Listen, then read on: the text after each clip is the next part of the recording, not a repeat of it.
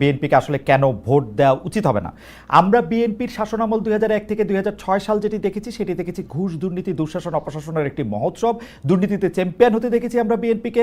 10টা কষ্টের প্রবেশ দেখেছি, বিরোধী দলের নেতার সমাবেশে গ্রেনেড হামলা দেখেছি, তত্ত্বাবধায়ক সরকার ব্যবস্থা ধ্বংস করে একজন মাত্র বিচারককে প্রধান বিচারপতি এবং তত্ত্বাবধায়ক সরকার ব্যবস্থা প্রধান রাখার জন্য সংবিধান পরিবর্তন করতে দেখেছি। 10 বছর, আমি যদি এর পরে আসি, এই 15 বছরের ফেসিবাদী ব্যবস্থায় বিএনপি নিজেরা কনফিউজ ছিল, জনগণকে কনফিউজ করেছে। আমি 2018 সালের ইলেকশনটাই সময় নাই, শুধু চট করে একটু বলি, 2018 সালের নির্বাচনটার মধ্যে এই নির্বাচন আনুষ্ঠানিকভাবে বর্জন তো করা হয়ই নাই। সেই নির্বাচনে কারচুপি সম্পূর্ণভাবে নিশ্চিত হওয়ার পর বিএনপি তার সংসদ সদস্য 6 জন বা 5 জনকে শপথ নিতে পাঠিয়েছে এবং মহিলা সদস্য আসলে কোটাটাও নিয়েছে। তারেক সাহেবের কথা যদি বলি, আমরা দেখেছি তারেক সাহেব এই সময়ের মধ্যে সবচেয়ে ভালো ভালো কথাগুলি বলতেছেন, সে কথা সত্য, কিন্তু তার কথা যে কেউ শুনতেছেন না সেটি হচ্ছে যে তারেক সাহেবের দলের লোকেরাই তার কথা শুনতেছেন না। সেই জন্য চাঁদাবাজির থেকে শুরু করে বিভিন্ন সন্ত্রাস থানাঘেরাও এগুলি কিন্তু চলতেছে এবং তারেক সাহেবকেই বারবার বলতে হচ্ছে এই নির্বাচন খুব কঠিন হবে এবং এই তৃণমূল কিন্তু আসলে বিএনপির কেন্দ্রীভূত না। বিএনপিকে মানুষ আসলে কেন ভোট দিবে? বিএনপি কি করেছে এমন যে বিএনপিকে মানুষের ভোট দিতে হবে? আপনি যখন আমাকে এই প্রশ্নটি করলেন, আমি যদি পাল্টা প্রশ্ন করি, বিএনপিকে কেন ভোট দিবে না, আপনি তাহলে কি বলবেন? আমাকে উত্তর দিতে বলছেন? আমার উত্তর দিতে বললে আমি উত্তর দিতে পারি। আমি আপনাকে উত্তর দিতে বলি এই কারণে, বিএনপিকে ভোট দিবে এই কারণে যে বিগত 16 বছর 17 বছরের দীর্ঘ সংগ্রাম, অত্যাচার, নির্যাতনের মধ্য দিয়ে ফ্যাসিবাদ মুক্ত হওয়ার পরে বাংলাদেশের মানুষ যখন গণতন্ত্রের পথে উত্তরণের জন্য রয়েছে এবং তারা মুখিয়ে রয়েছে, তেমন একটি সময় বাংলাদেশে এমন একটি সরকার ব্যবস্থা চাই, এমন একটি রাষ্ট্র ব্যবস্থা চাই, এবং যারা সরকার এবং রাষ্ট্র ব্যবস্থা পরিচালনা করবেন তারা জনগণের সরকার হবেন। এবং জনগণের সরকার হওয়ার জন্য আমাদের খুব বোদ্ধা হওয়ার দরকার নেই, তেমন রাষ্ট্রবিজ্ঞানী হওয়ার দরকার নেই। জনগণের সরকার পরিচালনা করার জন্য এমন একটি সরকার ব্যবস্থা হওয়া দরকার যেটি বিগত ফ্যাসিবাদের আমলে শেখ হাসিনা সরকার করেছিল তার কোনোটি তারা করবে না। মুরাদ আগে আপনি যদি কোনো কারণে বিগত 15 বছরের শাসন আমল কিংবা দুঃশাসনের আমল থেকে যদি আপনি উত্তরণ ঘটিয়ে আপনি যদি এই কথাটুকু শুধুমাত্র পরবর্তী সরকার মনে করে যে আমরা এই কাজগুলো তারা যা করেছে সেগুলো করব না, আমরা ঘুষ খাবো না, আমরা দুর্নীতি করব না, আমরা দুঃশাসন চালাবো না, আমরা গুম করব না, আমরা খুন করব না, আমরা কোনো মানুষকে তার ন্যায্য অধিকার থেকে বঞ্চিত করব না। নিউ ইয়র্কের জ্যাকসনের থেকে আপনাদের সঙ্গে আছে আমি খালেদ মহিউদ্দিন। 24 জুলাইয়ের আন্দোলন ধরে পতন হয়েছে আওয়ামী লীগ সরকারের। সেই জুলাইয়ের 1 বছর পার হয়ে গেল, এসে গেছে 2025 সালের জুলাই, কিন্তু আন্দোলনের সেই ঐক্য আর নেই। সেই ঐক্যের পরিবর্তে নানা কারণে নানা মতের এবং নানা পথের বিভেদ রেখা আমরা দেখতে পাচ্ছি। সেই বিভেদ কখনো কখনো মারামারি কাটাকাটির পর্যায়েও যাচ্ছে। সেসব নিয়ে কথা বলার জন্য আমাদের সঙ্গে রয়েছেন সুপ্রিম কোর্টের সিনিয়র আইনজীবী ব্যারিস্টার রুহুল কুদ্দুস কাজল। ব্যারিস্টার রুহুল কুদ্দুস কাজল, আপনাকে আমাদের অনুষ্ঠানে স্বাগত জানাই। অনেক ধন্যবাদ, আপনি সময় করে আমাদের সাথে যুক্ত হয়েছেন। আমাদের সাথে আরও রয়েছেন জাতীয় নাগরিক পার্টি এনসিপির মুখ্য সমন্বয়ক জনাব নাসিরউদ্দিন পাটোয়ারি। জনাব নাসিরউদ্দিন পাটোয়ারি, আপনিও আপনার ব্যস্ততার মাঝে আমাদের সময় দিয়েছেন, সেজন্য আমাদের ধন্যবাদ জানাবেন। আমরা জানি যে এনসিপি নেতৃবৃন্দ উত্তরবঙ্গ সফর রয়েছে। নাসিরউদ্দিন পাটোয়ারি এই মুহূর্তে পঞ্চগড়ে রয়েছেন। পঞ্চগড় থেকে আমাদের সাথে যুক্ত হওয়ার জন্য নাসিরউদ্দিন পাটোয়ারি, আপনাকেও অনেক অনেক ধন্যবাদ। আমি ব্যারিস্টার রুহুল কুদ্দুস কাজলের কাছে একটু যেতে চাই। রুহুল কুদ্দুস কাজল, আপনার এখনকার পরিচয়, আপনি একজন সিনিয়র অ্যাডভোকেট। আপনার এখনকার পরিচয়ের মধ্যে একটি বড় পরিচয়, আপনি আইনজীবীদের নেতা, কয়েকবারের নির্বাচিত সম্পাদক যিনি বিপুল ভোটে নির্বাচিত হয়েছেন, এবং জাতীয়তাবাদী আইনজীবীদের মধ্যে মানে বিএনপির আইনজীবীদের মধ্যে আপনি নেতৃত্ব স্থানে রয়েছেন। যদিও আপনার এই মুহূর্তে বিএনপির কোনো পদবি আপনি ধারণ করছেন না, কিন্তু ছাত্র জীবন থেকে শুরু করে আজ পর্যন্ত আপনি বিএনপির রাজনীতিকেই আসলে অনুসরণ করেন, ধারণ করেন এবং সমর্থনও করেন। তো সিনিয়র অ্যাডভোকেট রুহুল কুদ্দুস কাজল এবং বিএনপির একজন, আমি যদি ধরে নিতে পারি যে সমর্থক বা কর্মী বা নেতা, আমি যেভাবে বলি না কেন, যদি বলি, আমার প্রশ্ন, আমাদের নারী অধিকার সমুন্নত রাখবো, আমাদের শিক্ষাকে প্রাধিকার দেব, আমরা এই সমস্ত যে সমস্ত বিষয়গুলো মানুষের প্রত্যাশিত, এই বিষয়গুলো যারা করবে তাদেরকে মানুষ গ্রহণ করবে। এখন আপনি আমাকে প্রশ্ন করেছেন কেন বিএনপিকে মানুষ ভোট দিবে। এই ভোট দিবে এই কারণে যে 5ই আগস্ট 2024 পরবর্তী বাংলাদেশের মানুষ মনে করে যে বাংলাদেশে যে এখনকার সময় নাগরিকদের মধ্যে সবচেয়ে জনপ্রিয় নেত্রী বেগম খালেদা জিয়া, যাকে বিগত সময়ে তথাকথিত দুর্নীতির অভিযোগে কারাবরণ করতে হয়েছে, তারপর নির্যাতন করা হয়েছে, বাংলাদেশের মানুষ এও মনে করে যে এত বড় একটা রাজনৈতিক দল বিগত সরকারের সময় নিপীড়ন নিষ্পেষণের মাঝেও দলের ভারপ্রাপ্ত চেয়ারম্যান জনাব তারেক রহমানের নেতৃত্বে এই দলটি সংঘবদ্ধ রয়েছে।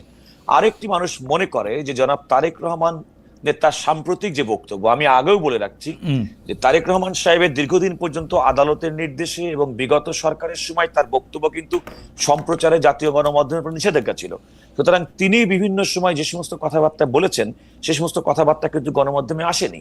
5ই আগস্টের পরে তাও তার বক্তব্য গণমাধ্যমে প্রকাশের ক্ষেত্রে কিন্তু প্রচারের ক্ষেত্রে নিষেধাজ্ঞা ছিল আদালতের যে মামলা ছিল, যে মামলা নির্দেশের কারণে তার কথা সম্প্রচার করা সম্ভব হতো না, সেই মামলাটি নিষ্পত্তি হওয়ার পরে এখন সমস্ত মিডিয়া জনাব তারেক রহমানের বক্তব্য, স্পষ্ট বক্তব্য শুনতে পাচ্ছেন এবং তিনি কি বলতে চাচ্ছেন তার প্রত্যেকটি কথা মানুষ অনুধাবন করছেন এবং তারা মনে করছেন যে বিগত দিনে বিএনপি ঘোষিত, অর্থাৎ বিগত শেখ হাসিনার আমলে বিএনপি ঘোষিত 31 দফা যেটা দিয়েছিল এবং যার মাধ্যমে আগামী দিনের বাংলাদেশের সংস্কার, আমাদের রাষ্ট্র ব্যবস্থা পরিচালনা, শিক্ষা, সংস্কৃতি, আমাদের জীবনমান সমস্ত কিছু তার একটা সনদ বলে বিএনপি মনে করে, সেরকম একটি জিনিসের প্রতি মানুষের আস্থা এসেছে।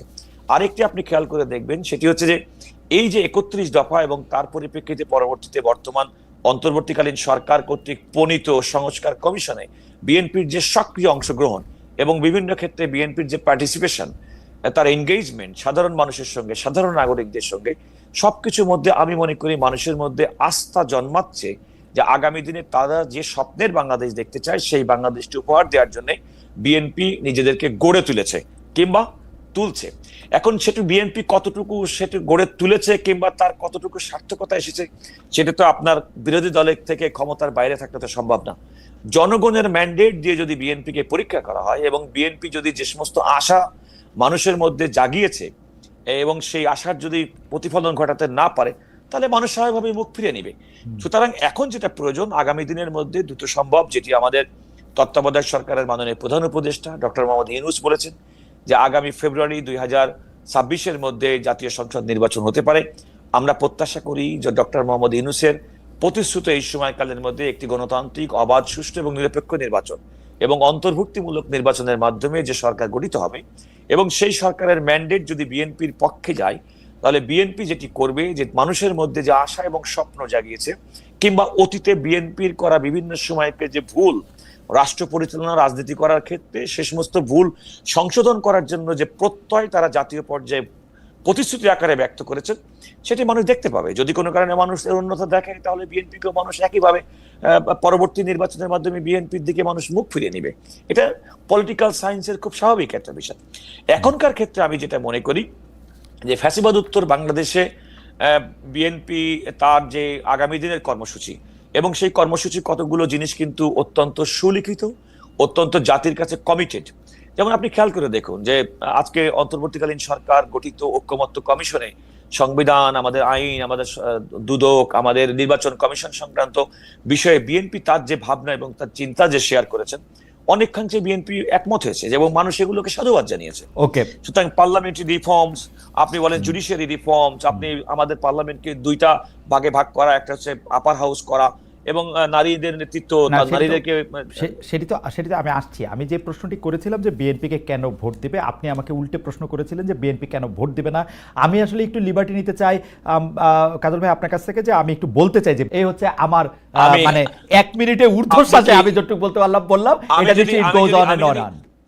আমি যদি কোনো কারণে আপনার প্রত্যেকটা কথা জবাব দিতে চাই, প্রথম কথা হচ্ছে 21শে আগস্ট গ্রেনেড হত্যা মামলা, 10 ট্রাক অস্ত্রের মামলা, সেগুলো নিষ্পত্তিকৃত বিষয়। ইতিমধ্যে দেশের সর্বোচ্চ আদালত সেই মামলায় অভিযোগ থেকে আসামিদেরকে খালাস প্রদান করেছেন। আসামির কথা বলতে চাই না, সরকারের ব্যর্থতা। আমি আসামির কথা বলতে চাই না, সরকারের ব্যর্থতা।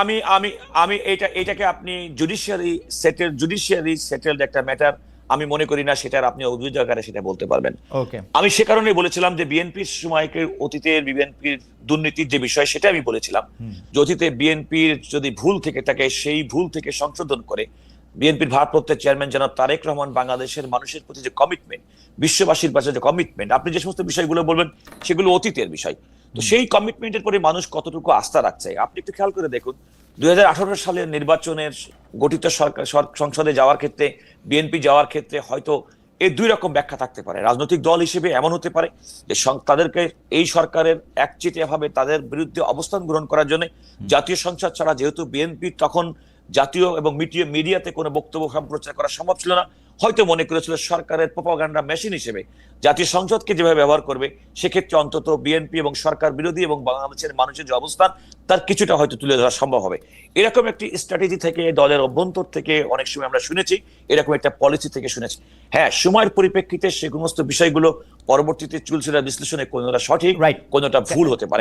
একটা রাজনৈতিক দলে আমি বলি আমাকে একটি রাজনৈতিক দল তার দীর্ঘ পথ পরিক্রমায় অনেক কিছু ভুল করতে পারে, আবার সংশোধনও করবে।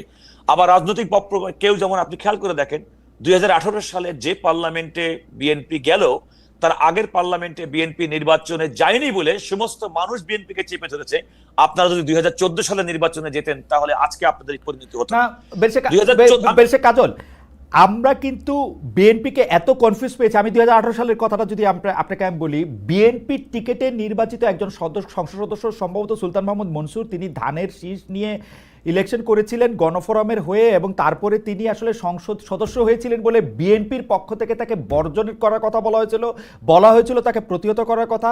আমিও আমার টক শোতে ডেকে জনাব সুলতান মাহমুদ মনসুরকে অনেক রকম অপ্রীতিকর প্রশ্নের মুখোমুখি করেছিলাম। তার ঠিক একদিন পরে বিএনপির 5 জন সদস্য গিয়ে আবার সেখানে জয়েন করলো, এবং তার মধ্যে আবার মহাসচিবকে বলা হলো যে আপনি আবার জয়েন করবেন না।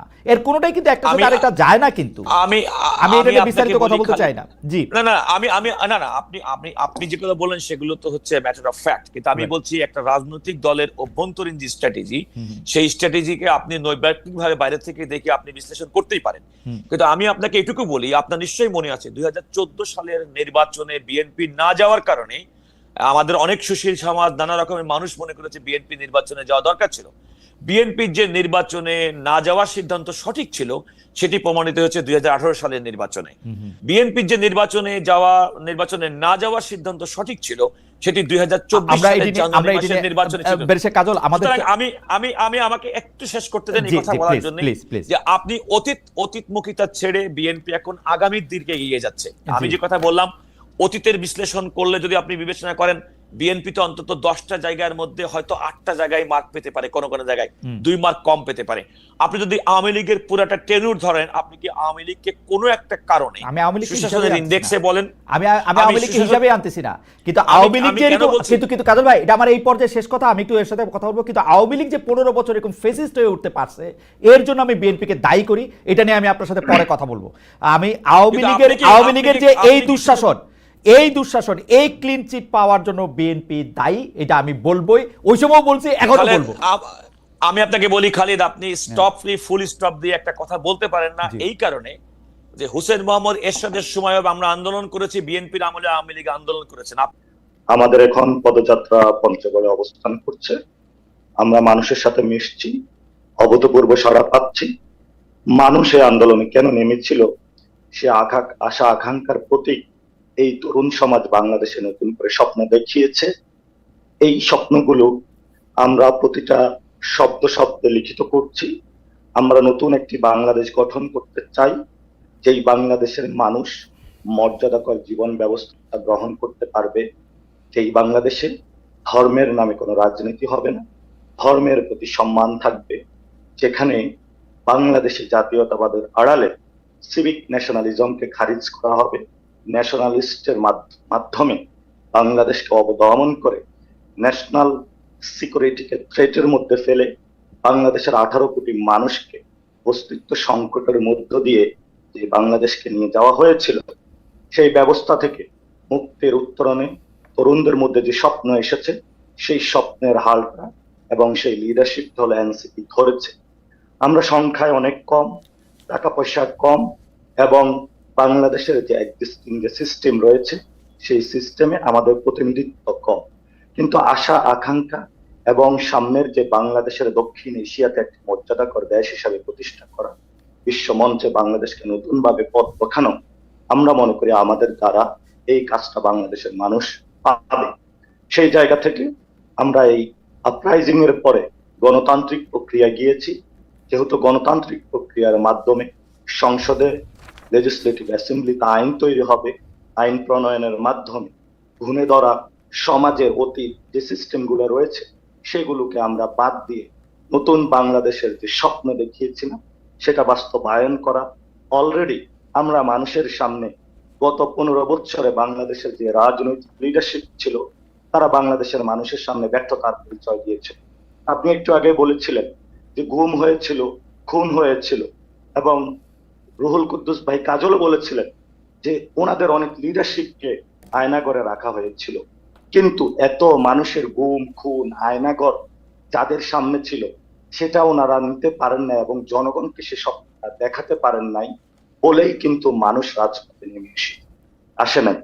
আমরা সে স্বপ্নটা দেখিয়েছি এবং আমরা বলেছি যারা গুম হয়েছে খুন হয়েছে সেই মানুষগুলো দলীয় লিডারশিপের ক্রস করে জনতার কাতারে নেমে এসে তরুণদের সাথে মিশেছে, নতুন যে সব আকাঙ্ক্ষা দেখিয়েছে সেটার সাথে মিশেছে। সেই জায়গা থেকে বাংলাদেশের মানুষ আমাদের সাথে সে লিডারশিপের জায়গাটা দিয়েছে। বাংলাদেশে বলার জন্য নিজের সন্তানের শিক্ষা ব্যবস্থা, নিজের সন্তানের এডুকেশন, নিজের সন্তানের জীবনযাত্রা সবকিছু ঠিক রাখার জন্য যদি তাদের কাছে কোনো উপায় থাকে, আমি মনে করি সেটা হবে এনসিপি। এনসিপির হাত ধরে বাংলাদেশের মানুষ এই জায়গাগুলো পাবে। এবং আমি শুরুতেই বলেছিলাম বাংলাদেশের যে এক্সিস্টিং সিস্টেম গুলো রয়েছে এখানে আমরা সর্বক্ষেত্রে এখন অংশগ্রহণ করতে পারি না, যার জন্য আমরা কিন্তু বিপ্লবী সরকার গঠন করতে পারবো। আমরা অনেকটুকু পিছিয়ে এসেছি। আমরা এখন মাঠ গুছাচ্ছি, অর্গানাইজেশন বিল্ড আপ করতেছি। আমরা যখন আবার প্রস্তুত হব, ওই সময় আমরা খুবই নগণ্য ছিলাম, সংখ্যায় কম ছিলাম, বাংলাদেশের মানুষের কাছে যে দোদনাটা সৃষ্টি করেছিলাম, আমরা আবার বলেছিলাম আমরা দ্বিগুণ হয়ে ফিরে আসবো। এই দ্বিগুণ হয়ে যখন আমরা ফিরে আসবো, পুরো বাংলাদেশে আমরা স্কুল কমিটি থেকে মসজিদ জায়গা থেকে প্রেসিডেন্ট হাউস পর্যন্ত এনসিপির প্রত্যেকটি জায়গায় পদচারণা থাকবে এবং এই গণতান্ত্রিক আমাদের হাত ধরেই বাংলাদেশে উত্তরণ ঘটবে।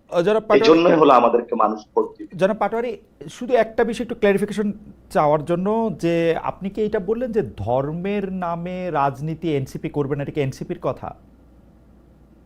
না, আমি যেটা বলেছিলাম ধর্মের প্রতি সম্মান। এখন আপনি ভোট আসলে টুপি পরে শাহজালালের মাজারে চলে গেলেন এবং বাংলাদেশের মানুষকে দেখেন সংবিধান থেকে বিভিন্ন জায়গায় কিছু রেটরিক শব্দ ব্যবহার করা হয়েছে। আল্লাহর উপর পূর্ণ আস্থা ও অবিচল বিশ্বাস, এটা তো অ্যাকশনেবল বিষয়, অ্যাকশনের জায়গায় পরিণত করার বিষয়। বিএনপি কি আসলে ওই অ্যাকশনে বিশ্বাস করে? বিশ্বাস করে না। বিশ্বাস যদি না করে থাকে তাহলে সে কেন এটা অ্যাড করেছে? ওকে, আমরা মনে করি আমরা বিএনপির কথা একটু পরে আসি পাটোয়ারি, আমরা জনাব পাটোয়ারি বিএনপির কথা একটু পরে আসি। এনসিপির বিশ্বাসটা কি? এনসিপি শাহজালাল মাজারে যাবে না, তাই তো? আমরা এনসিপি শাহজালালের মাজারে যে শাহজালালের যে স্পিরিটটা রয়েছে, এখানে যারা নিপীড়ন করেছিল, জুলুম করেছিল, সেই স্পিরিটটা ধারণ করে এবং তাদের যে শান্তিপূর্ণ অবস্থান সেটাকে ধারণ করে। কিন্তু শাহজালালের মাজারকে ব্যবহার করে যদি ভোট চাওয়া হয়, এনসিপি সেটা বিরোধিতা করে। ওকে, এনসিপি কোনো মাজার ব্যবহার করে? আমরা অনেকগুলি বিষয় নিয়ে কথা বলতে চাই। তার মানে কোনো মাজারকে ব্যবহার করে এনসিপি ভোট বা ওরকম কোনো রাজনীতিতে অংশগ্রহণ করবে না, এটা একদম এনসিপির স্পষ্ট। না, আমরা এটাতে করব না। মন্দির যে ধর্মীয় প্রতিষ্ঠানগুলো আপনি দেখেন, যারা করে তাদের সাথে কি আপনারা কোনো জোট করবেন? যারা করে তাদের সাথে কি আপনারা? না, আমি শেষ করি আসছি। বাংলাদেশে যে মসজিদ কমিটিগুলো হচ্ছে, সবচেয়ে ওই এলাকার যিনি ভালো আলেম উনি হলো মসজিদ কমিটির সভাপতি হবে, সবচেয়ে যিনি ভালো পুরোহিত উনি হলো মন্দিরের সভাপতি হবে, স্কুল কমিটির সভাপতি হবে সবচেয়ে যিনি সম্মানিত এবং শিক্ষিত ভদ্র মানুষটা হবে। বাংলাদেশে সোশ্যাল স্ট্রাকচারটা নষ্ট করে দেওয়া হয়েছে। আমরা যদি এটা ঠিক না করতে পারি, পলিটিক্যাল ইনফ্লুয়েন্সের বাহিরে না নিতে পারি, রাজনৈতিক যত ভালো দলই গঠন করেন না কেন, যত ভালো কথা বলেন না কেন, সোশ্যাল স্ট্রাকচার যদি আমাদের গড়ে না উঠে, রাজনৈতিক কালচার পরিবর্তন হবে না। যারা করেন একটা যে প্রশ্ন আপনি যারা করেন তাদের সাথে আমাদের জোট হবে কিনা?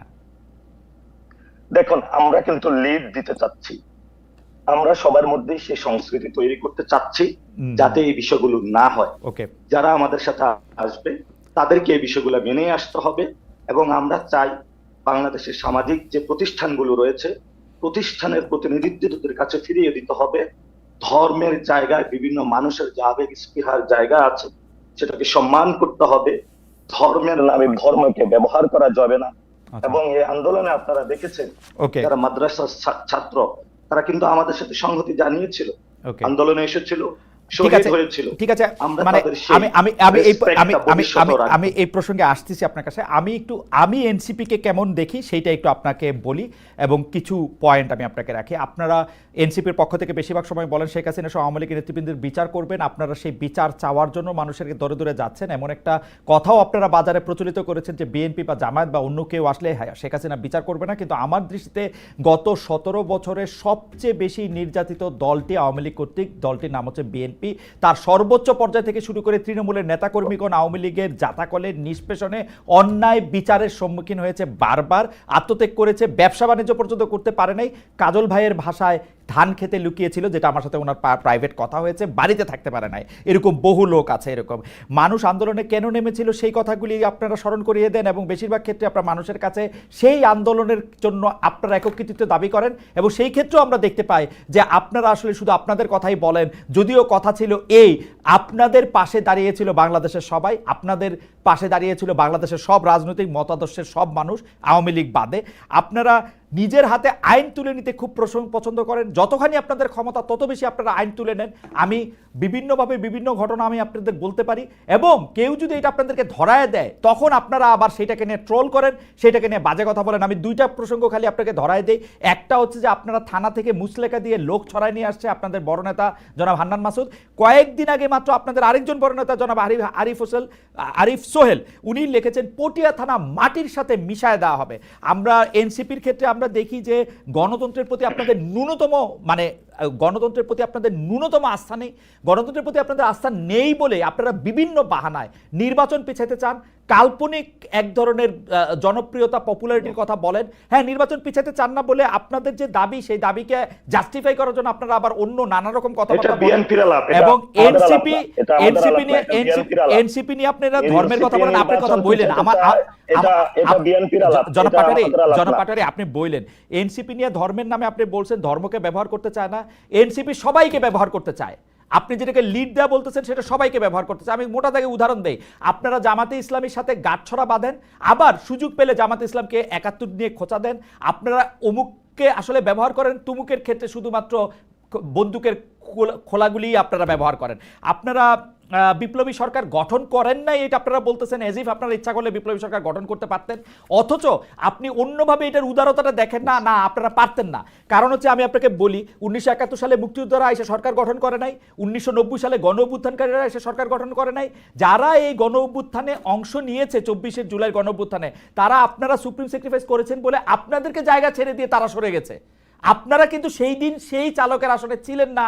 আজকে 2 মাস পর থেকে যে বাহাদুরি আপনারা দেখাইতে শুরু করছেন, আমার সাবমিশন এটা, আপনি এটা নিয়ে আপনি বলতে পারেন আমি এনসিপি কে কেমন দেখি, এটা আমি বললাম।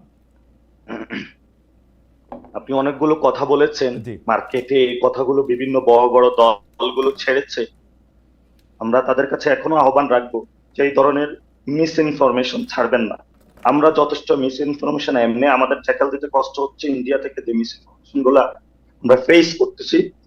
আর বাংলাদেশের জাতীয়তাবাদী শক্তি থেকে শুরু করে অন্যান্য যে দলগুলো রয়েছে, অনেক ক্ষেত্রে একটি সিট আসনের জন্য জাতীয়তাবাদী দলের শক্তির সাথে একটা ছোট ছোট দল একভূত হয়েছে, এই মিস ইনফরমেশন গুলো ছড়ানো হচ্ছে। আমরা এই মিস ইনফরমেশন গুলা তীব্র বিরোধিতা করি। কারণ আপনি যে বলেছেন গণতান্ত্রিক প্রক্রিয়ার উত্তরণে আমরা যাচ্ছি না, আমাদের কিন্তু রাজনৈতিক দল গঠন করার ইচ্ছা ছিল না, এটা আহ্বায়ক নাহিদ স্পষ্টত বলেছেন। আমরা যেহেতু এখন বাংলাদেশকে গণতান্ত্রিক প্রক্রিয়া যেতে হবে, সেজন্য আমরা রাজনৈতিক দল গঠন করেছি। আপনি কয়েকটি ইনসিডেন্ট বলেছেন। বাংলাদেশের এখনো বর্তমানে যে পুলিশ ব্যবস্থা রয়েছে, আমরা তো বাংলাদেশে এখন পদযাত্রায় ঘুরতেছি, মানুষের সাথে কথা বলতেছি। বাংলাদেশে এখনো চাঁদাবাদ চলতেছে, সন্ত্রাস চলতেছে, দুর্নীতি চলতেছে। কোন জায়গায় প্রশাসন থেকে এগুলোর বিরুদ্ধে কোনো ব্যবস্থা নেওয়া হচ্ছে না। মানুষ ধরেই নিচ্ছে যে একটি দল নাকি সরকারে আসবে এবং ওই দলের এজেন্ডা বাস্তবায়নে বিভিন্নভাবে প্রশাসনকে ব্যবহার করা হচ্ছে। আমরা এই বিষয়গুলা মাঠ লেভেলে দেখতে পাচ্ছি। আপনারা জানেন যে গণ অভ্যুত্থানটা হয়েছে, গণ অভ্যুত্থান কোনো নিয়ম নীতি ফলো করে হয় না। সেই গণ অভ্যুত্থান শক্তি এখনো মাঠ থেকে হারিয়ে যায় না, তারা এখনো মাঠে এক্সিস্ট করে। আমরা সবাইকে বলেছিলাম যে আমরা শান্তশিষ্ট থাকি, বাংলাদেশের স্টেবিলিটি কি, জিওপলিটিক্যাল সিচুয়েশনে বাংলাদেশ এখন যে অবস্থায় রয়েছে, এই অবস্থায় আমাদেরকে একটি গণতান্ত্রিক প্রক্রিয়া দ্রুত উত্তরণ করতে হবে। এই গণতান্ত্রিক প্রক্রিয়া উত্তরণের জন্য আমরা সবাইকে এই পর্যন্ত এনসিপি একবারও বলে নাই যে নির্বাচন পিছাতে হবে, যে নির্বাচনে অংশগ্রহণ করবে না। কিন্তু এই একটি দল থেকে এনসিপির বিরুদ্ধে প্রতিনিয়ত এই কথাগুলো বলে যাচ্ছে। আমরা তো বলছি জনাব পাটোয়ারি, আমরা আবার আসি আপনার কাছে, আপনি আবার বিস্তারিত, জনাব পাটোয়ারি আবার আসি আপনার কাছে, আপনি বিস্তারিত বলেন। আমরা যেটি হলো যে আপনি তো অনেকগুলো প্রশ্ন করলেন, না, আমাকে এটা উত্তর দিতে হবে। সেগুলি আপনি অনেকগুলো এলিগেশন করলেন সেগুলি আপনি উত্তর দিয়েন। অনেকগুলি এলিগেশন করি নাই, আইন নিজের হাতে তুলে নিছেন সেটা একটু বললেন, যে আইন নিজের হাতে কেন তুলে নিছেন, সরকার না পারলে আপনার নিজের হাতে আইন তুলে নেবেন, সেটা আবার জোর গলায় বলেন কিন্তু আপনারা, ওইটা নিয়ে আপনি একটু বললেন। আর এলিগেশন আমি এনসিপি না দেখেন আমি খালিদ ভাই, আমি একটা স্পষ্ট তো করি আপনাকে, কেন এই বিভিন্ন জায়গায় কিছু বিচ্ছিন্ন ঘটনা ঘটছে। আমরা এটা দায়িত্ববোধের জায়গা থেকে নিয়ে বলতে চাই, এই গণ অভ্যুত্থানের আগে এনসিপি বা বৈষম্য বিরোধী ছাত্র আন্দোলন পুরো বাংলাদেশে কিন্তু ডিরেক্টলি অর্গানাইজ ছিল না। আমরা এই গণ অভ্যুত্থানের পরে কাজটা হাতে নিয়েছি, এই জায়গাটা মিসিং করলে হবে না। আমরা এখনো মাঠে আছি সংগঠনকে গুছানোর জন্য। যখন এটা একটা শৃঙ্খলার মধ্য দিয়ে এসে যাবে, তখন এই ধরনের নাসিরুদ্দিন পাটোয়ারি, আমি আপনাদের নেতাকে, নাসিরুদ্দিন পাটোয়ারি, আমি আবার আপনি বাংলাদেশের বিভিন্ন জায়গায় আপনাদের নেতাদের দেখতে পাচ্ছি, আপনাদের নেতাদের দেখতে পাচ্ছি। আমাকে একটু শেষ করতে দিবেন, আমাকে শেষ করেন। সেটা হলো বিভিন্ন জায়গায় থানা থেকে আসামি ছেড়ে নেওয়া। আপনি যদি ফর্দটা খোলেন, খাতা কলম খোলেন, কোন রাজনৈতিক দল কতগুলো কাহিনী ঘটিয়েছে, সর্বোচ্চ সংখ্যক আপনি কোথায় পাবেন? এটা এনসিপি কে আপনি পাবেন না। ওই দিন যে হান্নান মাসুদ যেখানে গিয়েছিল সেটা স্পষ্টত ব্যাখ্যা দিয়েছিল, কিন্তু বাংলাদেশের প্রশাসনের ক্ষেত্রে এখনো যে বিভিন্ন জায়গায় থানা ঘেরাও, বিভিন্ন জায়গায় যখন সেই ধানমন্ডির যে কাহিনী হলো, আমরা এটা অনেক কষ্টে স্টপ করিয়েছিলাম। বিভিন্ন জায়গায় জাতীয়তাবাদী দলের অনেক লোক সাথে জড়িত হয়ে গিয়েছে। এটা আপনি বিস্তারিত করে বললেন যে আইন হাতে তুলে নেওয়া সম্পর্কে আপনি খোঁজ নেবেন, আপনি পাড়ায় মহল্লায় খোঁজ নেবেন, খোঁজ না নিয়ে কথা বলবেন না। আমি খোঁজ নিয়ে না, ধরেন পাটোয়ারি, আমরা আপনি প্রথিতযশা সাংবাদিক, আপনার থেকে আমরা সত্য সংবাদ পাই। না, সত্য সংবাদ আপনি পান। আমি আপনাকে দুইটা স্পেসিফিক ঘটনা বলছি। একটা হচ্ছে আপনি বলছেন যে পটিয়া থানা মাটির সঙ্গে মিশায় দিবেন, আরেকটা আপনি হচ্ছেন অভিযুক্ত ব্যক্তিদের মুচলেখা দিয়ে ছড়ায় গেছেন। আপনি এটা কি জবাব দিলেন নাসিরুদ্দিন পাটোয়ারি? আমি খালি প্রশ্নটা করে রাখি, আপনি এটা জবাব দিলেন যে আপনি খোঁজ নেন। জবাব দিচ্ছি না, আপনি জবাব দিয়েন, আপনি খোঁজ নেন বিএনপি তার চেয়ে অনেক বেশি করছে, তাই তো? বিএনপি না, শুধু এখানে বিএনপি না, মানে সব রাজনৈতিক দল এর চেয়ে অনেক বেশি করছে, তাই তো? সব রাজনৈতিক দল ওর চেয়ে বেশি করে নাই, তারা এটাতে লিড দিচ্ছে, তারা লিড দিচ্ছে। হান্নান মাসুদকে তারা নিয়োজিত করছে যে আপনি গিয়া ছুটে নিয়ে আসেন। হান্নান মাসুদের সাথে আপনার কথা হয়েছে এই বিষয় নিয়ে? না, আমি হান্নান মাসুদকে পাবলিকলি তাকে বলতে শুনেছি উনি কি বলেছেন, পাবলিকলি উনি বলেছেন, এটা ব্যাখ্যা দিয়েছেন, উনি কি বলেছেন? পাবলিকলি কি ব্যাখ্যাটা দিয়েছেন? উনি বলেছেন যে আমি তাদেরকে ছুটাতে নিয়ে আসতে গিয়েছে এই থানা। এটা এমন কোনো ব্যাপার না, আপনার সেখানে তাকে প্রশাসন থেকে ফোন দিয়েছিল যে এখানে 2-3 জন ব্যক্তি তাদেরকে গ্রেফতার করা হয়েছে, হ্যাঁ, আমরা এটা কোথায় দিব? আচ্ছা, খুবই ইম্পর্টেন্ট কথা আপনি বলছেন জনাব নাসির পাটোয়ারি, আপনি এটা মনে রাখেন। প্রশাসন থেকে আপনাদের কেন ফোন দেয় এটাও আমি একটু জানতে পারবো, এটাও আমি একটু জানতে চাইবো। আমি আসতেছি আপনাকে। প্রশাসন থেকে তো শুধু আমাদের ফোন দেয় না। আমি জানতে চাইবো প্রশাসন থেকে ছাত্রলীগকে ফোন দিত ভাই, প্রশাসন থেকে ছাত্রলীগকে ফোন দিত, আপনাদেরকে কেন প্রশাসন থেকে ফোন দেয়? বাংলাদেশের কালচারটা এভাবে আছে। হ্যাঁ, বাংলাদেশের কালচারটা ওকে, ঠিক আছে, কালচারটা স্বীকার করে নেই, ঠিক আছে, কালচারটা স্বীকার করে নেন, ঠিক আছে, কালচারটা আছে বাংলাদেশে। আমরা ছাত্রলীগের সভাপতি, সাধারণ সম্পাদক, বিশ্ববিদ্যালয়ের সভাপতি, সাধারণ সম্পাদক অসংখ্যবার এরকম কথা বলছে, প্রশ্ন থেকে তাদেরকে ফোন দেয়। তো আমি এটা আপনার থেকেও আবার একটু শুনবো। যাই হোক, আপনি আবার আরেকটা জিনিস মিলালেন। আপনি একটু আগে বিএনপির রেটরিকের কথা বললেন, এখন আবার এই ছাত্রলীগের পয়েন্টের সাথে নাকি মিলে, দুইটা জিনিসের সাথে আবার আপনি মিলিয়ে দিলেন। আপনি এটা জবাব দিয়েন, আমরা কোথায় যাব? আপনি এটা জবাব দিয়েন, জবাব তো দিতে চাই, তাহলে সুযোগ দেন। আপনি অনেকক্ষণ কথা বলছেন, আবার কথা বলবেন, আমি আসতেছি আপনার কাছে। আপনি শুধু এই জিনিসটা মনে রাখেন যে আইন হাতে তুলে নেওয়া সম্পর্কে আপনার ব্যাখ্যাটা কি, সেই ব্যাখ্যাটা কি এরকম যে এটা বাংলাদেশের রাজনৈতিক আমরা আইন হাতে তুলে নেই না। আচ্ছা, ঠিক আছে, এটা আপনি বললেন জনাব নাসিরুদ্দিন পাটোয়ারি, এটা আপনি বললেন, এবং প্রশাসন থেকে স্বতঃস্ফূর্তভাবে নেমেছে। ওকে, প্রশাসন থেকে আপনাদেরকে যোগাযোগ করা হইতেছে, সেজন্য আপনারা সেখানে গেছেন, সেইটাও আপনি বললেন। আমরা দর্শকদের কাছে যেটি দেখতে পাচ্ছি, জনাব নাসিরুদ্দিন পাটোয়ারির বক্তব্যের এই অংশের সাথে আমি শতভাগ একমত যে বাংলাদেশে যতগুলি জায়গায় মামলা বাণিজ্য হচ্ছে তার সিংহভাগ করতেছে হচ্ছে বিএনপি। বিভিন্ন জায়গায় যেরকম হুমকি ধামকি, এমনকি আমরা কিন্তু খবর পাইতেছি যে ইউনিয়ন পরিষদ বা ইউএনের অফিস কিন্তু বেশিরভাগ ক্ষেত্রে বিএনপির স্থানীয় নেতাকর্মীরাই দখল করে রেখেছেন। কোনো একটি জায়গায় যদি কাউকে কোনো সরকারি কাজের মধ্যে সম্পৃক্ত না করা হয়, কাউ বলতে বিএনপির কাউকে যদি সম্পৃক্ত না করা হয়, সেই কাজ করাই মুশকিল হয়ে গেছে এখন। সরকারি কর্মচারীরা মাঠ পর্যায়ে যারা আছেন, আপনি জানেন তাদের সাথে আমার এক ধরনের সম্পৃক্ততা রয়েছে।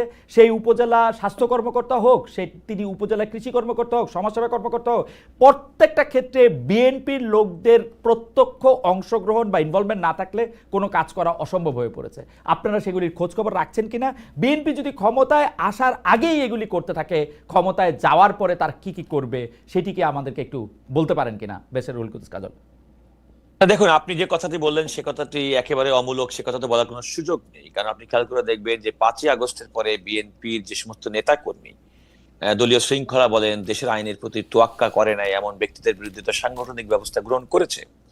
এবং আমি মনে করি যে বিএনপি শীর্ষ নেতা থেকে শুরু করে নিম্ন স্তর পর্যন্ত বিভিন্ন ক্ষেত্রে সাংগঠনিক ব্যবস্থা গ্রহণ করেছে। দলের ভারপ্রাপ্ত চেয়ারম্যান বারবার বলেছেন, কেউ যদি কোনো ফৌজদারি অপরাধ করে থাকে তাহলে রাষ্ট্রের দায়িত্ব, সরকারের দায়িত্ব তাদের বিরুদ্ধে আইনানুগ ব্যবস্থা গ্রহণ করা। তো বিএনপি ধরেন প্রায় 3000-এর বেশি সংখ্যক মানুষের বিরুদ্ধে তাকে শোকজ করে শাস্তিমূলক ব্যবস্থা গ্রহণ করেছে। এত বড় একটা বিশাল রাজনৈতিক দলের বাংলাদেশের মানুষ যদি 18 কোটি 20 কোটি মানুষ হয়, তাহলে একটা বড় রাজনৈতিক দলের যে পরিমাণ মানুষের বিরুদ্ধে শাস্তিমূলক ব্যবস্থা গ্রহণ করা হয়েছে, বাংলাদেশে হয়তো অনেক রাজনৈতিক দলের সম্মিলিত শক্তি হতো তা হবে না। তো বিএনপি তো প্রকৃতপক্ষে এই ধরনের বিষয়গুলোকে অ্যাড্রেস করেছে। সুতরাং আপনি যে কথাটি অভিযোগ করলেন সেই অভিযোগটি যে মানে, তবে আমার কাছে যেটা মনে হচ্ছে আপনি খুব জেনারেলাইজ করে ফেলেছেন। আপনি একেবারে ঢালাও ভাবে বিএনপির কথা বলেছেন, বাংলাদেশে আর কেউ কিছু করছে না। আমি বিষয়টি কিন্তু এমন নয়। বিএনপি সবচেয়ে বেশি করতেছে বেরসে কাজল।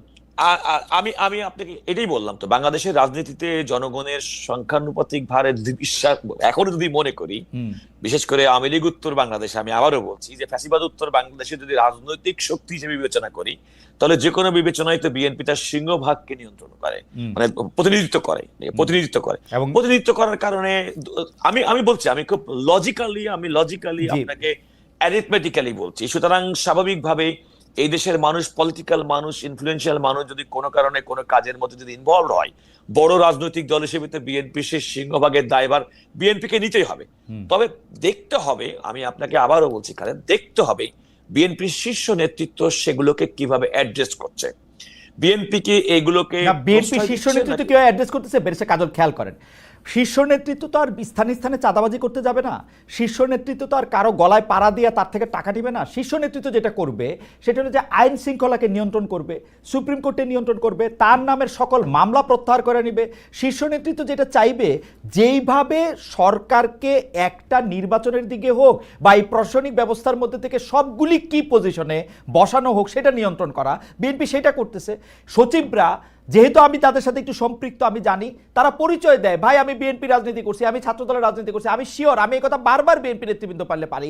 বেরসে কাজল, আপনার কাছেও নিশ্চয়ই তদবির আসে উমুক যে ভাই আমি ছাত্রদল করছি, আমাকে একটু এই পোস্টিংটা ভালো করে দিয়ে দিতে পারেন। প্রশাসনের প্রত্যেকটা জায়গায় বিএনপির লোক, পুলিশের প্রত্যেকটা জায়গায় বিএনপির লোক। সরকার কিন্তু এখন প্রশাসন এবং পুলিশের কাছে অসহায়, কারণ প্রত্যেকটা কি পজিশনে এখন বিএনপির লোক। না, আমি আপনাকে যে কথা বলছি, আপনি যেটা ক্ষমতায় আসার আগে আপনি যেটা আমাকে বললেন, আমার কাছে তদবিরের জন্য আমি ভেরি ফেয়ার মানুষ। আমার কাছে যেহেতু কোনো রাষ্ট্রীয় কোনো দায় দায়িত্ব আমার মধ্যে নেই, যেটা আমার ডোমেনের মধ্যে নাই, আমি সেটার ব্যাপারে কোনো রকম কথা বলি না। Everyone knows me. আমি খালেদ, আমার মনে অন্য যে কোনো চেয়ে আপনি আমাকে খুব কাছ থেকে দেখেছেন। আমি true to my profession, I am true to my profession. সেটা আমি দেখছি, আমি আপনাকে একটা নাম বললাম সেজন্য আমি আপনাকে সে কথা আমি বলছি। দেখেন, আমি অনেক সময় ফান করে আমার আইনজীবী জুনিয়রদের সামনে আমার চেম্বারে বসে বলি যে আমি খুব চেষ্টা করছি 5ই আগস্টের পরে একজন বিএনপি ছাড়া অন্য কোনো মানুষ আমার সঙ্গে সাক্ষাৎ করুক। দুর্ভাগ্যজনকভাবে আমি কাউকে পাচ্ছি না। এবং অনেক মানুষকে আমি ফান করে বলি, আমার খুব খুশি হতাম যদি 5ই আগস্ট 2024 সালের আগে আপনার পরিচয় হতো। আমার যে কোনো মক্কেল ক্লায়েন্ট যদি আমার কাছে কোনো মামলার ইনস্ট্রাকশন দিতে আসে, পরের শব্দ বলার আগে আমি বলি আপনি থামেন, আমি বুঝতে পারছি, এরপরে আপনি পরিচয় দিবেন যে আপনি রাজনীতি করেন, আপনি বিএনপির আমল। কিন্তু আমার দুর্ভাগ্য যে আমার 5ই আগস্টের আগে হয়তো আপনার সঙ্গে পরিচয় হয়নি। এর আগে পরিচয় হলে আপনার জন্য আমার জন্য ভালো হতো। এই সমস্ত ব্যক্তিগুলো কিন্তু সুবিধাবাদী, এরা কিন্তু প্রকৃতপক্ষে বিএনপির পোড় খাওয়া নেতাকর্মী, যাদের জীবন গেছে, যারা জীবন দিয়েছে, মামলা খেয়েছে, কারাবরণ করেছে, পরিবারের সঙ্গে সংযোগ বিচ্ছিন্ন হয়েছে। এইসব মানুষগুলো কিন্তু সেরকম মানুষ না। ওই যে আপনি বললেন যে আপনি যেহেতু প্রশাসনের চাকরি করতেন, প্রশাসনের আপনার বন্ধু বান্ধব যারা হয়তো কি পজিশনে আছে, তারা নিজেদেরকে এক ধরনের জাহির করার জন্য একটা অসুস্থ প্রতিযোগিতার মধ্যে যাচ্ছেন। আপনি খেয়াল করে দেখুন যে এই সরকারের তো আপনি যদি বিবেচনা করেন, তাদের কার্যক্রমের মধ্যে তো অনেক ভালো কাজের মধ্যে একটা আছে, সংস্কার কার্যক্রম যেমন চলছে। আপনি এনবিআর এর মতো একটি জায়গায় আমি অত্যন্ত দুঃখিত যে সেখানে তাদের অন্যতম কার্যক্রমের বিষয়ে একটা গ্রুপ অফ পিপুল, তারা তাদের মূল উদ্দেশ্য হচ্ছে যে এটাকে কোনোভাবেই একটা গন্ডগোল বাঁধিয়ে কোনোভাবে আমি মানে আমার অজ্ঞতা ক্ষমা করবেন, আপনি আসলে বলেন তো যে বর্তমানে প্রশাসন এবং বিচার কাঠামো, বিচারালয়, এইটা আসলে বিএনপি নিয়ন্ত্রণ করতেছে না? বিএনপি আপনি দেখেন, আমি আপনাকে দেখেন, আমি শুধু বেগম খালেদা জিয়া এবং তারেক রহমান সাহেবের মামলা বলতেছি না, তারেক রহমান সাহেবের মামলা বলতেছি না, বিএনপি যে কোনো লোকের মামলা বিএনপি করলেও সেটা বিনা কিচ্ছুতে সে মামলা উঠে যায়। আমি এখন পর্যন্ত বিএনপি রে 5 আগস্টের পরে একটা মামলায় হারতে দেখি নাই। বিএনপি মামলা হারে না। আপনি কি বলছেন যে বিএনপি নেতৃবৃন্দের বিরুদ্ধে যে সমস্ত মিথ্যা রাজনৈতিক মামলা ছিল সেগুলো প্রত্যাহার কিংবা সেগুলো না? শুধু মিথ্যা রাজনৈতিক প্রত্যাহার তো ছাড়াও তো মামলা তো আছে, আমরা তো মামলার একটা স্বাভাবিক লাইফ দেখি। ভাই আপনি একজন জুরিস্ট, আমরা কি লাইফ দেখতেছি? একটা মানুষ আসতেছে না কোর্টে, তার মামলা খারিজ হয়ে যাচ্ছে, তাকে খালাস দিয়ে দেওয়া হচ্ছে বেকসুর। না, এটা আমি আপনাকে এতটুকু বলতে পারি, সেটা হচ্ছে একটা বিচারিক প্রক্রিয়া। আমি আপনাকে এতটুকু বলতে পারি যে 5ই আগস্টের পরে আমাদের বর্তমানে সুপ্রিম কোর্টের যে সেট আপ, আপিল বিভাগের সেট আপ, আমি মনে করি সেটা এক্সিলেন্ট। আমি মনে করি তাদের বিচারিক কার্যক্রম, তাদের বিচারিক ক্ষমতা, তাদের সততা, তাদের ইন্টিগ্রিটি, আমার মনে হয় না যে কেউ কোনো প্রশ্ন করতে পারে। এবং আপনি যেটা বলছেন যে সেরকম যে অভিযোগ খুব ঢালাও হয়ে গেল, কারণ আমি আদালতের ক্ষেত্রে আমি একজন আইনজীবী, আমি নিজে জোর গলায় বলতে পারি, জাতির সামনে সাক্ষ্য রেখে বলতে পারি, 5ই আগস্ট পূর্ববর্তী আইনজীবী, পেশাজীবী হিসেবে আমার যে অবস্থান ছিল 5ই আগস্টের পরে আমার কোনো পরিবর্তন হয়নি। আমি আদালতের কাছে যেভাবে আমি নিজেকে উপস্থাপন করতাম, আমার ক্লায়েন্টের কাছে আমি যত সততার সঙ্গে, পেশাদারিত্বের সঙ্গে উপস্থাপন করতাম, আমি কিন্তু একইভাবে কিন্তু উপস্থাপন করি। আমি আপনাকে আরো স্পষ্ট বলি, আমি মনে করি না যে আমি শুধুমাত্র বিএনপি করার কারণে আমি কোনো সুযোগ সুবিধা গ্রহণ করার চেষ্টা করি কিংবা কোনো সুযোগ সুবিধা পাই, বরং আমি যদি কোনো কারণে আদালতের কাছে নিজেকে উপস্থাপন করি, আমার পেশাদারিত্ব, আমার সততা, কাজল, এই পেশার প্রতি কমিটমেন্টের কারণে। কাজল, আপনাকে আমি শুধু বিচার বিভাগের কথা বলি। এই বিচার বিভাগে মানে হাইকোর্টের বেঞ্চগুলি আমার পরিচিত, আপনি জানেন, আপনার যতটা পরিচিত তার থেকে কম হইলেও আমি পরিচিত। আপনি বলেন তো যে হাইকোর্টের, আমি অ্যাপিলেট ডিভিশন, উচ্চ আদালতে কথা বলা আসলে আমাদের সাজে না, তারপর আমি আপনাকে বলি যে কারণে একটা দলীয় বেঞ্চ হিসাবে গত 15 বছর বিভিন্ন রকম বদনাম ছিল, সেই বদনাম কি এখন কাটছে না বাড়ছে? আপনি শুধু আমাকে এই কথাটা বলেন। না, আমি মনে করি সেই বদনামের কোনো সুযোগ নেই, এই কারণে যে বর্তমান সুপ্রিম কোর্টের আপিল বিভাগে এটা একেবারে অ্যাবসলিউটলি, আমার কথাটা আপনি ভেরিফাই করতে পারেন। জি, এখনকার আমাদের কনস্টিটিউশনালি কোর্ট কনস্টিটিউশনের দায়িত্ব হচ্ছে মাননীয় প্রধান বিচারপতির। মাননীয় প্রধান বিচারপতি ইতিপূর্বে যেটা আমি দেখতাম, অনেক সময় কাউকে ব্যক্তিগতভাবে তার রাজনৈতিক পছন্দের লোক না এমন একটা নোশান তৈরি করে তাদেরকে কম গুরুত্বপূর্ণ বিচার কার্যে নিয়োজিত করা হতো। এখন কিন্তু তা না। আপনি যদি ডেইলি কজ লিস্ট দেখেন, তাহলে আমার মনে হয় যে আদালতের কার্যক্রম, বিচারিক কার্যক্রম ব্যবস্থা, মানে তাদেরকে দায়িত্ব প্রদানের ক্ষেত্রে অ্যাটর্নি জেনারেল অফিস এবং public service, public prosecutor office, তারা মানে নিরপেক্ষভাবে দায়িত্ব পালন করতেছে নাকি তারা বিএনপির হয়ে কাজ করছে? না, আমি কিন্তু সেটা মনে করছি না। সত্যি কথা বলতে কি, তারা রাষ্ট্রের আইন কর্মকর্তা হিসেবে, শোনেন, কিছু কিছু একজন ব্যক্তিকে দিয়ে তো আপনি কোনো কিছু বিচার করতে পারবেন না। তবে আমরা একটা শার্প ডিফারেন্স দেখতে পারি। অ্যাটর্নি জেনারেল অফিস বিগত সময়ের জন্য যেমন সরকারের আজ্ঞাবহ, তাদের কাজটাই ছিল যে সরকারকে খুশি করা এবং বিরোধী দলকে দমন করা। বর্তমান অ্যাটর্নি জেনারেল যারা সরকারকে খুশি করতেছে না, তো বর্তমান অ্যাটর্নি জেনারেল অফিস বিএনপি কে খুশি করতেছে, সরকারকে খুশি করবে কেন? দেখুন, আমার মনে হয় বিএনপি কে এই মুহূর্তে আদালতের কাছে যে নিজের খুশি হওয়ার মতো ওরকম কোন লিটিগেশনের মধ্যে বিএনপির ওরকম দুরবস্থার মধ্যে নেই।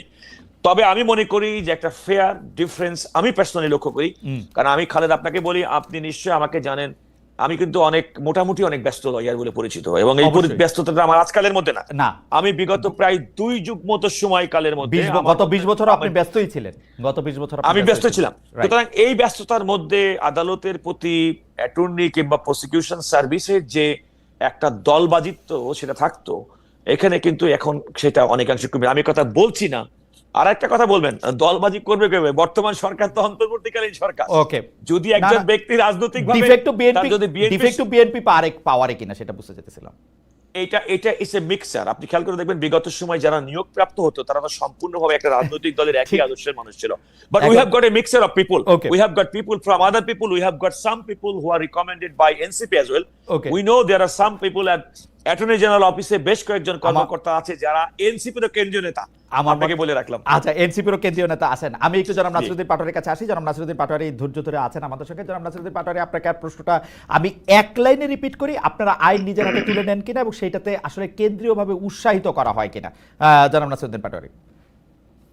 আমরা আইন তুলে আমরা নিব না এবং আমরা নিতে চাই না। আমরা কেন্দ্রীয়ভাবে এই ধরনের যে সকল কর্মকাণ্ড হয় সেটাকে নিরুৎসাহিত করি এবং কেন্দ্রীয় নেতৃবৃন্দের পক্ষ থেকে যদি এই ধরনের কোনো কার্যাবলী কেউ হাতে নেয়, কোনো বোল্ড স্টেপও নিয়ে থাকে, as long as I am alive, I will. হ্যাঁ, মরুভূমি বলতেছে নেত্রী টাকা পাঠাচ্ছে না। সেখানে আমি এলডিপি কেও দেখেছি, জামাতকেও দেখেছি। আমি যখন ছোট্ট বয়সে এইচএসসি শেষ করেছি, আমি তখন এই দিন দুনিয়ার অত পেছালের মধ্যে পড়ি নাই। সবাইকে আমি অবজার্ভ করতে পারছি, ফলত এদের উপরে ইন্টারেস্ট উঠে গেছে। বাংলাদেশের যে রাজনৈতিক দল, আপনি যে পটিয়াটা কাহিনী সেখানে দেখেছেন, সবাই বিক্ষুব্ধ হয়েছে। আরিফ সোহেল আমাদের সাথেও ছিল, আমরা কেন্দ্রীয়ভাবে কোন স্টেটমেন্ট এইভাবে দেইনি। আমাদের দলে যেটা হয়েছে, বিভিন্ন ধারা, বিভিন্ন ব্যক্তি, যেটা আমি নাগরিক কমিটির আহ্বায়ককালীন আমি বলেছিলাম যে এখানে পলিটিক্যাল পার্সন আছে, সিভিল সোসাইটির পার্সনরা আছে, রেভলিউশনারি পার্সন আছে। আমরা এই সবগুলো শক্তিকে পলিটিক্যালি কনভার্ট করতেছি। পলিটিক্যালি কনভার্টের সময় অনেক ব্যক্তি আছেন যারা বিভিন্ন স্টেটমেন্ট ক্রিয়েট করেন। এই পর্যন্ত আপনি এনসিপির যতগুলো পাবলিক স্টেটমেন্ট রয়েছে আমাদের পেজে গিয়েছে, সালেউদ্দিন সিফাত স্বাক্ষরিত কোন একটা স্টেটমেন্টে আপনি মব ভায়োলেন্স কে উস্কে দেওয়া কোনো কিছুর জায়গায় পাবেন না। কিন্তু নাসিরউদ্দিন পাটোয়ারি, আমাদের মুশকিলটা বলি, আপনারা যারা শীর্ষ নেতৃবৃন্দ আছেন এনসিপিতে, ধরেন জনাব নাহিদ ইসলাম, জনাব আক্তার হোসেন, আপনি, জনাব হাসনাত, জনাব সার্জিস, বা আমাদের যে আপারা আছেন, সেই আপাদের, তারা যেহেতু একটা জাতীয় নেতৃত্বের জায়গায় গেছেন, অনেক তরুণের স্বপ্নের জায়গায় গেছেন, আপনারা যা করবেন বা যা করেন সেটা কিন্তু আরও বিভিন্ন জায়গায় সেটি আসলে মানে কি বলে অনুসৃত হয়। তো এখন আপনি যদি বলেন পটিয়া থানা মাটির সাথে মিশায় দিতে হবে এবং এনসিপি থেকে যদি এইটার কোনো আনুষ্ঠানিক প্রতিবাদ না করা হয়, যদি জনাব হান্নান মাসুদ এই কথার জন্য যান যে প্রশাসন আমার কাছে বলেছে যে এইখানে একটা আইন শৃঙ্খলা পরিস্থিতি সৃষ্টি হচ্ছে, আপনারা এসে এইটাকে কোনো মতো একটা টেকেল দেন, এইটা যদি এনসিপি থেকে এটার ব্যাখ্যা না দেওয়া হয়, বরং এটাকে উৎসাহিত করা হয়, তাহলে কিন্তু আরেকটা থানায় গিয়ে আরেকটা ঘটনা এরকম করে ঘটে। যেমন ধরেন আমাদের সবার খুব প্রিয় নেতা জনাব হাসনাত আমাদের অনুষ্ঠানে এসেছিলেন, আমি ওনাকে সিম্পলি বলেছিলাম যে আপনি যে রাস্তা তুলে নিচ্ছেন নিজের হাতে, এটা করতেছেন, এটাকে আপনি ঠিক করতেছেন কিনা। আপনাদের লোকজন কিন্তু মনে করতেছেন উনি ঠিক কাজ করছেন, কারণ ওখানে দুর্নীতি হয়েছে, ওইটা বন্ধ করে দেয় দরকার ছিল। আমি এই জায়গায় প্রশ্ন করতে চাইতেছিলাম যে দুর্নীতিও যদি হয়, এইটার ক্ষেত্রে আইন নিজের হাতে আপনারা তুলে নিবেন কিনা, আমরা এরকম একটা বন্দোবস্ত আপনাদের কাছ থেকে দেখতে পাবো। এনসিপির এটার অবস্থাটা কি? এনসিপি বাংলাদেশে কোনো আইন হাতে তুলে নিবে না, as far as long যেহেতু স্টেট এখন স্টেবল সিচুয়েশনে রয়েছে। আপনারা জানেন যে জাতীয় পার্টির সামনে, অফিসের সামনে যখন আর্মির কনভে গুলো ছিল, সেখানেও আমরা বলছিলাম যে ডিসিপ্লিনারি ওয়াইতে সবাই থাকবে। এখন কোনো নাই, কারণ রাষ্ট্রের স্টেবিলিটি, একটা গভর্নমেন্ট রয়েছে, এই গভর্নমেন্টের আইন শৃঙ্খলা বাহিনী রয়েছে, তাদেরকে দায়িত্ব পালন করতে দিতে হবে। এবং আমি আপনাকে শুরুতেই বলেছিলাম, we are trying to convert the revolutionary people in a political section, so it's a very tough work. আপনারা জানেন এই গণঅভ্যুত্থানটা হয়েছিল, এর একটা অগ্নিস্ফুলিঙ্গ লাভা ছিল, but we tackle this situation. We have to tackle 186 movement in the state. এটা কোনো দল এসে করে নাই, আমাদের এই লাভাটা আমাদের সংকুচিত করতে হয়েছে। এখনো বিভিন্ন জায়গায় আমরা বলি স্পষ্টত বক্তব্য, আমরা এনসিপির পক্ষ থেকে কোন মব ভায়োলেন্স কে বাংলাদেশের অপরাধ যে রাজনৈতিক দলগুলো করে থাকে তাদেরকে আমরা নিরুৎসাহিত করছি। এনসিপির এবং কোন কর্মকর্তা ব্যক্তিবৃন্দ এনসিপির প্যাড ব্যবহার করে, এনসিপির পরিচয় ব্যবহার করে দিয়ে যদি এই কাজটা করে থাকে, আপনারা আইন শৃঙ্খলার হাতে তুলে দেন, আমরা তাদের দায়িত্ব নিব না। স্পষ্টত কথা। আপনার বক্তব্য খুবই পরিষ্কার। যাই হোক, আপনি এটা বলেছেন যে মব আপনারা উৎসাহিত করেন না। আমরা খুব ছোট কথায়, যেহেতু আমরা অনুষ্ঠানের দিকে একটু অনেকগুলি সময় হয়েছে আজকে, যদিও আমরা একটু আপনাদের যদি সময় থাকে একটু বাড়তি সময় একটু নিতে চাইবো। এনসিপির জনাব নাসিরউদ্দিন পাটোয়ারি, এইটা আপনি 1-1.5 মিনিটে আমাদেরকে একটু বলবেন কি যে এনসিপির আসলে কোন পরিচয়টা আমরা, মানে এনসিপি কি জাতীয় মানে সব জনগণের সামনে তার মূল পরিচয়টা আমাদের সামনে দাঁড় করাতে পেরেছে। যে যেমন ধরেন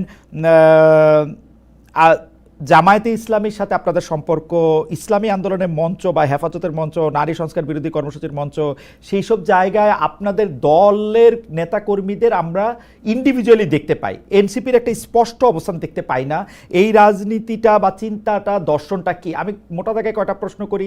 আপনি বলছেন ধর্ম নিয়ে ব্যবসা করবে না, সেটা একটা পরিষ্কার হয়েছে। আপনাদের নারী নিয়ে আপনাদেরটা কীরকম একটা অবস্থান হবে, সংখ্যালঘু দিনে আপনাদের একটা কীরকম অবস্থান হবে, ভারত প্রশ্নে আপনাদের কীরকম অবস্থান হবে, সেই তিনটা জিনিস যদি আপনারা একটু আমাদেরকে বলেন।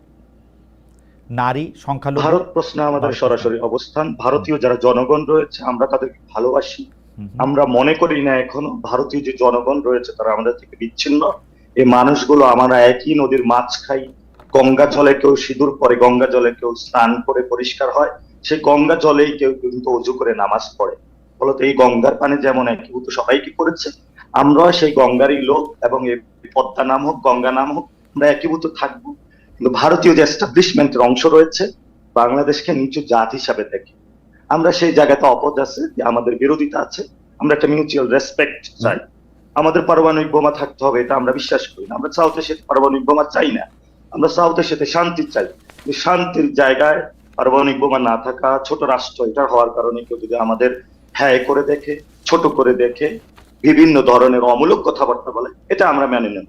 এই জন্য 18 কোটি জনগণ যতদিন জীবিত আছে, এটা যে কোনো রাষ্ট্রই হোক, মিউচুয়াল রেসপেক্ট চাই আমরা, মানবিক মর্যাদার জায়গায়। নারী প্রশ্নে 2 নম্বর হলো নারী ইস্যু। নারী ইস্যু আমরা প্রো উইমেন। আমরা মনে করি বাংলাদেশের বড় একটি অংশ রয়েছে নারীরা। আমার যখন বেবি হয়েছে, আমিও বিবাহ করেছি, আমার যখন সে প্রেগনেন্ট ছিল সে কিন্তু পুষ্টিগত খাবার পায় না। কেন পায় না? কারণ অন্যান্য দেশে আমি যতটুকু পড়াশোনা করেছি, খোঁজ নিয়েছি, পঞ্চায়েত ব্যবস্থায় নারীদের প্রেগনেন্সির সময়ে যেই ধরনের স্বাস্থ্য এডুকেশন দিয়ে থাকে, এটা বাংলাদেশে নাই। তো ফলত বাংলাদেশের নারীদেরকে শিক্ষা ব্যবস্থার পরে তাদেরকে কর্মদক্ষমে পরিণত করার স্কিল সেট বাংলাদেশে দিয়ে থাকে।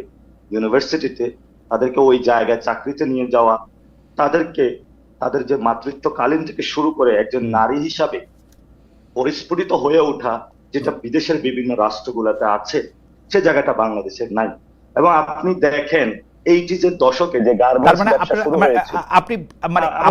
আমরা পুরো ব্যাখ্যা শুনতে পারবো না, আপনি শুধু অবস্থানটা জানান, আমরা ব্যাখ্যাগুলি নিয়ে পরে বলবো। একটু এক মিনিটে যদি শেষ করেন দয়া করে প্লিজ। এই যে দশকে যে গার্মেন্টস ব্যবসাটা শুরু হয়েছিল, শুধু ব্যবসায়ীদেরকে প্যাম্পারিং করা হয়েছে, কিন্তু ওই যে নারী যে সুতার কলটা চালাইতো, এখনো চালাচ্ছে, সেই নারী যেই টাকা দিয়ে শুরু করেছে, এখনো সেই টাকা দিয়েই অল্প কিছু টাকা হলো বেড়েছে, ন্যূনতম মজুরিটাও পাচ্ছে না। তো নারীদের কেন গার্মেন্টস ব্যবসায়ী হচ্ছে না? আপনারা এগুলো রাজনৈতিক দলকে জিজ্ঞেস করেন, তারা গার্মেন্টস ব্যবসার সাথে জড়িত, তাদেরকে জিজ্ঞেস করেন। বড় একটা মার্কেট তো এখানে পড়ে রয়েছে।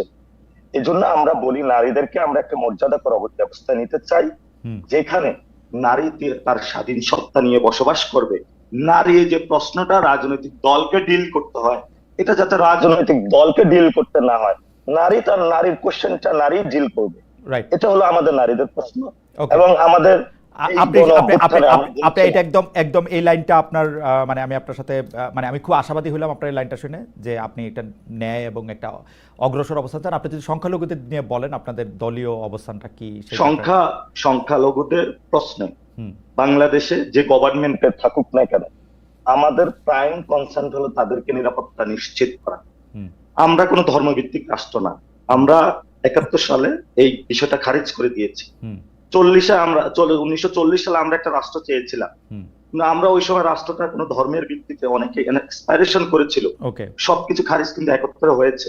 এবং 24-এ এসে আমরা 47-71 কে মিলিয়েছি।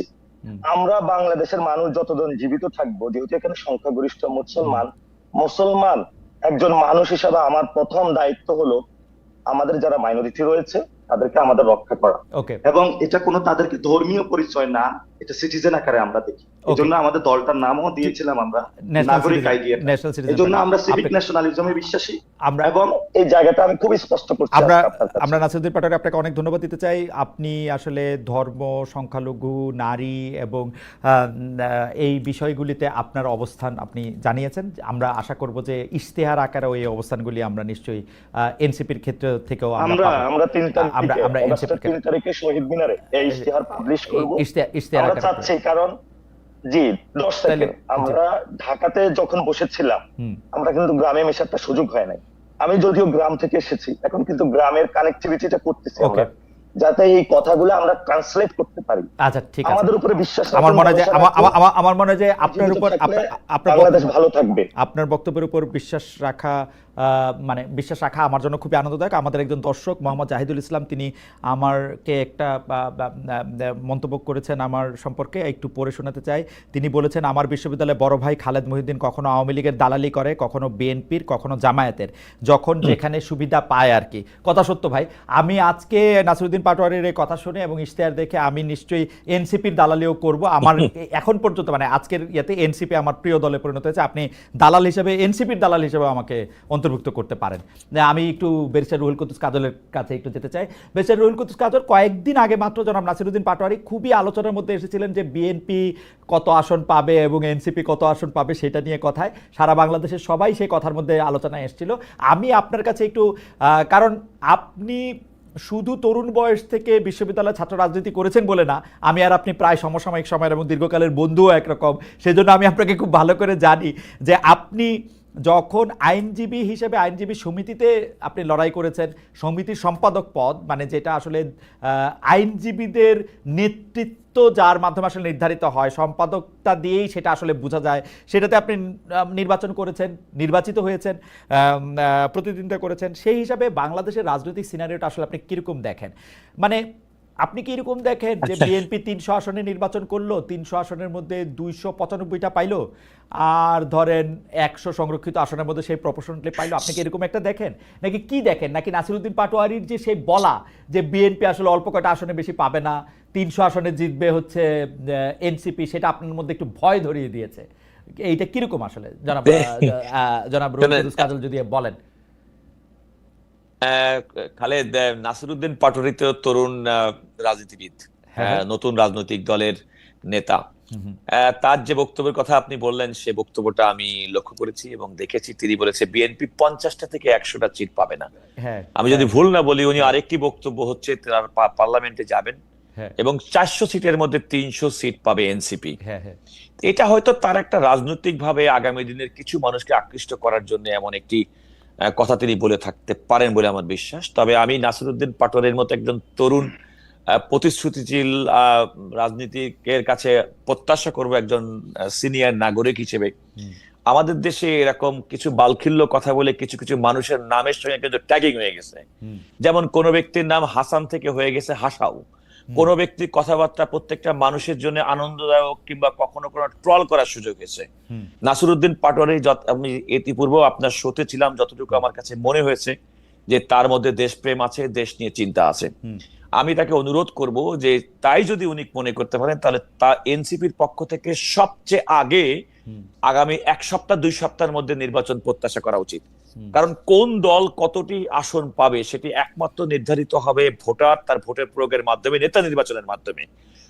আমার মনে হয় এনসিপির এই কনফিডেন্সটা যদি এনসিপির রাজনৈতিক দলের যদি অবস্থান হয়ে থাকে, নাসিরউদ্দিন পাটোয়ারির যদি ব্যক্তিগত বক্তব্য না হয়, তাহলে আমার মনে হয় অনতি বিলম্বে তাদের দাবি করা উচিত যে আগামী 1-2 সপ্তাহের মধ্যে নির্বাচনের তফসিল দিয়ে তাদের যে হিসাব সেই হিসাবটা মিলিয়ে নেওয়া। আমি এই কথাটা না কয়ে পারলাম না। আমি কিন্তু ধরেন নাসিরউদ্দিন পাটোয়ারি সাহেবের এই কথাটা শুনছি, কিন্তু আমাদের কিছু লোক আমার সঙ্গে কথা বলে যারা বিভিন্ন জায়গায় আছে, তারাও কিন্তু বলতেছে যে গ্রামে গঞ্জে বিভিন্ন জায়গায় বিএনপির কথা এখন কেউ বলে না। মানে এনসিপির কথাই যে বলে এরকম বলে নাই, কিন্তু বিএনপি নাকি ইররিলেভেন্ট এই গ্রামে গঞ্জে বিভিন্ন জায়গায়। ইলেকশন আসলে আপনারা একটা টাকা দিবেন, একটা বড় মানুষকে নমিনেশন দেওয়া হবে, সে হয়তো অন্য কিছু করবে, কিন্তু বিএনপি কিন্তু এখন তৃণমূল পর্যায়ে ইররিলেভেন্ট। না, এটা আরেকটা কারণ হতে পারে। এখন মিডিয়ার অবাধ তথ্য প্রবাহের কারণে মানুষ সবাই যার যার মতো একটা নিজের একটা না না এটা হিসাব কষে নিয়েছে। এটা মিডিয়া না, মিডিয়াতে এটা প্রকাশ না, মানে আমাকে বিভিন্ন লোক বলছে, আমি বিশ্বাস করি নাই। আমার কাছে মনে হয় শোনেন, BNP ভোটের বড় দল। আলোচনা BNP খালেদ, বড় আমি দল। একটা কথা বলি, হ্যাঁ। ভোটের আলোচনাটা কখন শুরু হয়? আমি নিজেও ভোটের রাজনীতি করেছি। ভোটের আলোচনাটা তখনই শুরু হয় যখন একটা নির্বাচনে শিডিউল ঘোষণা করে, যখন একটা নির্বাচনে প্রার্থী প্রতিদ্বন্দ্বিতা করে, প্রার্থীর গুণাগুণ, দলের অবস্থা, নানা বিষয় নিয়ে নির্বাচন তৈরি হচ্ছে। যেমন সে ফর এক্সাম্পল, ফ্যাসিবাদ আমলে মানুষ কি প্রকাশ্য আওয়ামী লীগের সমালোচনা করতে পারতো না, বরং তারা এমন একটা ন্যারেটিভ তৈরি করতো, সব মানুষ আমাদের, আপনার বাইরে আর কাকে ভোট দিবে। এবং আমি এও শুনেছি গণভবনে প্রধানমন্ত্রীকে উদ্দেশ্য করে বিভিন্ন সাংবাদিকরা যে বলছে, বাংলাদেশের মানুষ আপনাকে ছাড়া আর কাকে ভোট দিবে। তারা তাচ্ছিল্য করে বিএনপিকে বলতো আপনাদের নেতাকে, আপনাদের দলের প্রধানমন্ত্রী হবে কি। এরকম একটা তাচ্ছিল্যের মধ্যে যে দল, এমন একটা তাচ্ছিল্যের মাধ্যমে যে রাজনৈতিক সংস্কৃতি দীর্ঘদিন পর্যন্ত গড়ে তোলা হয়েছে, তার বিরুদ্ধে বর্তমান এই সময়কার বাস্তবতাটা আপনি প্রশ্ন আমি একটু ঘুরায় করি, আপনি 1 মিনিটে যদি একটু বলেন। জনাব তারেক রহমান এখন দেশে ফিরতেছেন না, সেটা নিয়ে আমি বিভিন্ন জায়গায় বিভিন্ন কথা বলতেছি, কোনো জায়গায় কোনো উত্তর পাই নাই, সেটা নিয়ে আমি না বললাম। কিন্তু জনাব তারেক রহমান কনসিস্টেন্টলি বলে যেতেছেন এইবারের নির্বাচন হবে সবচেয়ে কঠিন নির্বাচন, সেটা কেন বলতেছেন তাহলে? কঠিন আমি তো দেখি 292 সিট পাবে BNP, 95 seat, 295 seat. Tarique Rahman সাহেবের কাছে কঠিন কেন মনে হচ্ছে? না, তারেক রহমান সাহেব তিনি রাজনৈতিক দল ধরেন, তিনি প্রতিদ্বন্দ্বিতায় বিশ্বাস করেন। তিনি যদি কোনো ব্যক্তি, আপনি এবং আমরা যদি ছোটখাটো একটা প্রতিদ্বন্দ্বিতায় অংশগ্রহণ করি, কখনো প্রতিদ্বন্দ্বীকে কখনো সহজভাবে নেওয়ার কোনো সুযোগ নেই। ওই যে আপনার খরগোশ এবং কচ্ছপের গল্প মনে আছে না? রাজনৈতিক দল হিসেবে তারেক রহমানের কথাই নাসিরউদ্দিন পাটোয়ারি ইকো করছেন, যে যেহেতু কঠিন হবে 50-100টা পাবে। আমি কেন বলছি শোনেন, রাজনৈতিক ওটা সংখ্যা না, রাজনৈতিক দলে আপনাকে খেয়াল করতে হবে যে ফ্যাসিবাদ মুক্ত বর্তমান সময়ে আওয়ামী লীগের রাজনৈতিক কার্যক্রম স্থগিত করার ফলে, ছাত্রলীগের রাজনৈতিক কার্যক্রম নিষিদ্ধ করার পরে বাংলাদেশে দীর্ঘদিন ধরে একটা আওয়ামী লীগ পন্থী এবং এন্টি আওয়ামী লীগ যে পলিটিক্যাল যে সিনারিও ছিল, সেটা তো আপাতত দৃষ্টিতে নেই। বরং এন্টি আওয়ামী লীগ ফোর্স যাদের মধ্যে, তারাই কিন্তু এখন ক্রিয়াশীল রাজনৈতিক দল। সুতরাং আপনাকে যদি পরবর্তী নির্বাচন, যদি নিকট ভবিষ্যতে, যেটা আমরা ফেব্রুয়ারি 2026-এর মধ্যে নির্বাচন প্রত্যাশা করছি, আলটিমেটলি এই ক্ষেত্রে প্রতিদ্বন্দ্বিতা হতে হবে অনেকটা বলতে পারেন যারা বিগত দিনে আন্দোলনের সাথী ছিলেন, রাজনৈতিক সহকর্মী ছিলেন, যাদেরকে নিয়ে মনে করা হতো যে তারা এন্টি ইন্ডিয়ান ব্লকের, এন্টি আওয়ামী লীগের ব্লকের সঙ্গে যারা সেন্টিমেন্ট যারা ধারণ করেন, তাদের যে একটা সবার একটা সম্মিলিত আমি এটা শেষ পর্যায়ে আপনার কথা শুনতে চাই। আমি আপনাকে শেষ করি, না না, আপনার কাছে আসবো, আপনার শেষ কথাটা শোনার জন্য আসবো। আমি খালি কথাটা বলে রাখি। আচ্ছা, একটা কথা আমি প্রসঙ্গক্রমে বলে রাখি। বলেন। 2018 সালে নির্বাচনে ডক্টর কামাল হোসেনের সঙ্গে বিএনপি সহ তারা তৎকালীন প্রধানমন্ত্রীর সঙ্গে গিয়ে তথাকথিত যে প্রতিশ্রুতি পেয়েছিল ভোট সুষ্ঠু হবে, বঙ্গবন্ধুর কন্যা, তো তারা যারা তখন আশা করে গিয়েছিল, তাদের তো আশা যেমন ধূলিসাৎ হয়েছে। তো তারা যা বিগত ফ্যাসিবাদ বিরোধী আন্দোলনে যে সমস্ত রাজনৈতিক দল এককভাবে থেকে সম্মিলিতভাবে ফ্যাসিবাদ বিরোধী আন্দোলন করেছে, এমন তো হতে পারে যে আগামী দিনের নির্বাচনে তাদের নিজেদের মধ্যে প্রতিদ্বন্দ্বিতা হবে। এবং এই প্রতিদ্বন্দ্বিতামূলক করার জন্যই আমার মনে হয় জনাব তারেক রহমান তার দলের নেতা কর্মীদেরকে অ্যালার্ট করেছেন যে শুধুমাত্র তোমাদের প্রতিদ্বন্দ্বীকে চিন্তা করতে হবে না, তোমার নিজেকেও একইভাবে পরিচালিত করতে হবে, এমন ভাবে গড়ে তুলতে হবে যেন তুমি গ্রহণযোগ্য হও। ঠিক আছে, আমি আমার মন্তব্যটা করে রাখি। বিএনপির মনে এখন ভয়, কারণ প্রতিবার যেহেতু আওয়ামী লীগের এনটিতে একটা ইলেকশন হয়, বিএনপি এইটাকে আওয়ামী লীগকে দেখায় বলতে পারে যে দেখো আওয়ামী লীগের কাছে ক্ষমতা চলে যাবে। এখন যেহেতু আওয়ামী লীগ সিনারিওতে নাই, বিএনপি জানে যা তাদের কোনো পলিটিক্যাল ক্যাশ নাই যেটা দিয়ে আসলে জনগণের কাছে তারা যাইতে পারে, সেহেতু এনটি আওয়ামী লীগ যে কোনো ফোরামই, সেটা জামাতে ইসলামী হোক, এনসিপি হোক, বিএনপির চেয়ে ভালো করতে পারে, এই সম্ভাবনা বিএনপির আশঙ্কা বিএনপির মনের মধ্যে আছে। ব্যারিস্টার রুহুল কুদ্দুস কাজল, এই প্রসঙ্গে আপনার আমি শেষ কথা শুনবো এখন না, আমি একটু জনাব নাসিরউদ্দিন পাটোয়ারির কাছে যেতে চাই, কারণ জনাব নাসিরউদ্দিন পাটোয়ারির কাছে আমার একটা খুবই নাসিরউদ্দিন পাটোয়ারির সমর্থকদের কাছ থেকে খুবই গালি খাওয়ার মতো একটা প্রশ্ন আছে, সেই প্রশ্নটা একটু করতে চাই। যদিও জনাব নাসিরউদ্দিন পাটোয়ারি, জনাব হাসনাত, জনাব সার্জি, জনাব নাহিদ, জনাব আসিফ, এদের সবার সঙ্গেই আমার খুবই মধুর সম্পর্ক, কিন্তু কেন জানি বাস্তবে পর্দায় ব্যাপারটা দাঁড়ায় হচ্ছে উল্টার দিকে। যাই হোক, আমি একটু পড়ে শোনাই জনাব নাসিরউদ্দিন পাটোয়ারির প্রশ্নটা চাওয়ার আগে। জেরিনা ইয়াসমিন, উনি আমাকে, অবশ্য আমার বলে লাভ নাই, আমি আর কাজল ভাই কিন্তু দীর্ঘদিনের বন্ধু, প্রায় 30-35 বছরের। আজকের পরে কাজল ভাই আমারে বলতে পারে যে তুমি আমার এগুলি কি কইলা। হাওয়েভার জেরিনা ইয়াসমিন আমাকে বলতেছে, শ্রদ্ধেয় খালেদ ভাই, একটু কারেকশন আছে, আপনি আপাদমস্তক আওয়ামী লীগ এটা বুঝতে রকেট সাইজ জানতে হবে না, ভেরি গুড। তবে সেটাকে ঢাকার জন্য বাকি সব দলের হয়ে মাঝে মাঝে কান্নি মারেন, জাস্ট এইটুকুই, কনফিউশনের সুযোগ নেই। Thank you so much Zerina Yasmin. আমি জনাব নাসিরউদ্দিন পাটোয়ারি আপনার কাছে যেটার জন্য আসতে চাই সেটা হচ্ছে যে আপনি খুব সংক্ষেপে একটু বলবেন, কারণ আমরা কাজল ভাইয়ের কাছে জাস্ট একটা ওইটা নিয়েই যাব, যেহেতু এখন এনটি আওয়ামী লীগ প্ল্যাটফর্মটা নাই, এনটি আওয়ামী লীগের চেতনা আসলে, আমি এটা চেতনাও শব্দটা বলতে চাই না, এনটি আওয়ামী লীগের যে দর্শন বা চিন্তা বা নীতি সেটা সবাই ধারণ করতেছে, সেজন্য বিএনপি ভয় পেতেছে তার ভোটগুলি ভাগ হয়ে যেতে পারে। এটা নিয়ে আসলে বিএনপি কি মনে করে? জনাব নাসিরউদ্দিন পাটোয়ারি, আমার প্রশ্ন হচ্ছে যে আপনারা যখন দল গঠন করেন বা দল গঠন করার আগেই আর্থিক স্বচ্ছতার বিষয়ে আপনারা আমাদেরকে অনেক প্রতিশ্রুতি দিয়েছিলেন, ওয়েবসাইটে সেটি উঠবে, কে আপনাদেরকে চাঁদা দিচ্ছে কে দিচ্ছে না সেটির আসলে কতদূর আপনারা এনসিপি থেকে, যারা এনসিপির কেন্দ্রীয় নেতা আছে তারা বেতন নেন কিনা, যদি বেতন না নেন তাহলে আপনাদের চলে কিভাবে, আপনারা কিভাবে আপনাদের পেশাগত জীবন কিভাবে নির্বাহ করেন? জনাব নাসিরউদ্দিন পাটোয়ারি, আর্থিক স্বচ্ছতার ওয়েল, অনেকগুলো ভালো কোশ্চেন আপনি করেছেন, যেগুলো নিয়ে পিপলের মধ্যে একটা কনফিউশন রয়েছে। জি, তো আমি প্রথমে যেটা, যে বাংলাদেশে এনটি আওয়ামী লীগ নামে যে না এটা আপনার কাছে প্রশ্ন না, এটা কাজল ভাইয়ের কাছে প্রশ্ন। না, এটা কাজল ভাইয়ের কাছে, আমাকে 30 সেকেন্ড বলতে দিতে হবে। জি জি জি, সেটা হলো নাই, ফলত বিএনপির ভোট ব্যাংকটা এখানে কমে গেছে। হ্যাঁ। আরেকটা জিনিস হলো, বাংলাদেশে কি এখন জিয়াউর রহমান যে খালগুলো কাটছে এগুলো কি আছে? 2001 থেকে 6 পর্যন্ত যে দুর্নীতি করছে, খাল নাই, বিল নাই, ভারতীয় ধানের বীজ, বাংলাদেশে কোনো বীজ নাই, অথচ হলো প্রতীক হলো ধান, তো কি দিয়ে ভোট পাবে? এই জন্যই আমি বলি সেটা নিয়ে আরেকদিন টক শো করব না জনাব পাটোয়ারি, সেটা নিয়ে আরেকদিন টক শো করব না, আরেকটা দিন করব না।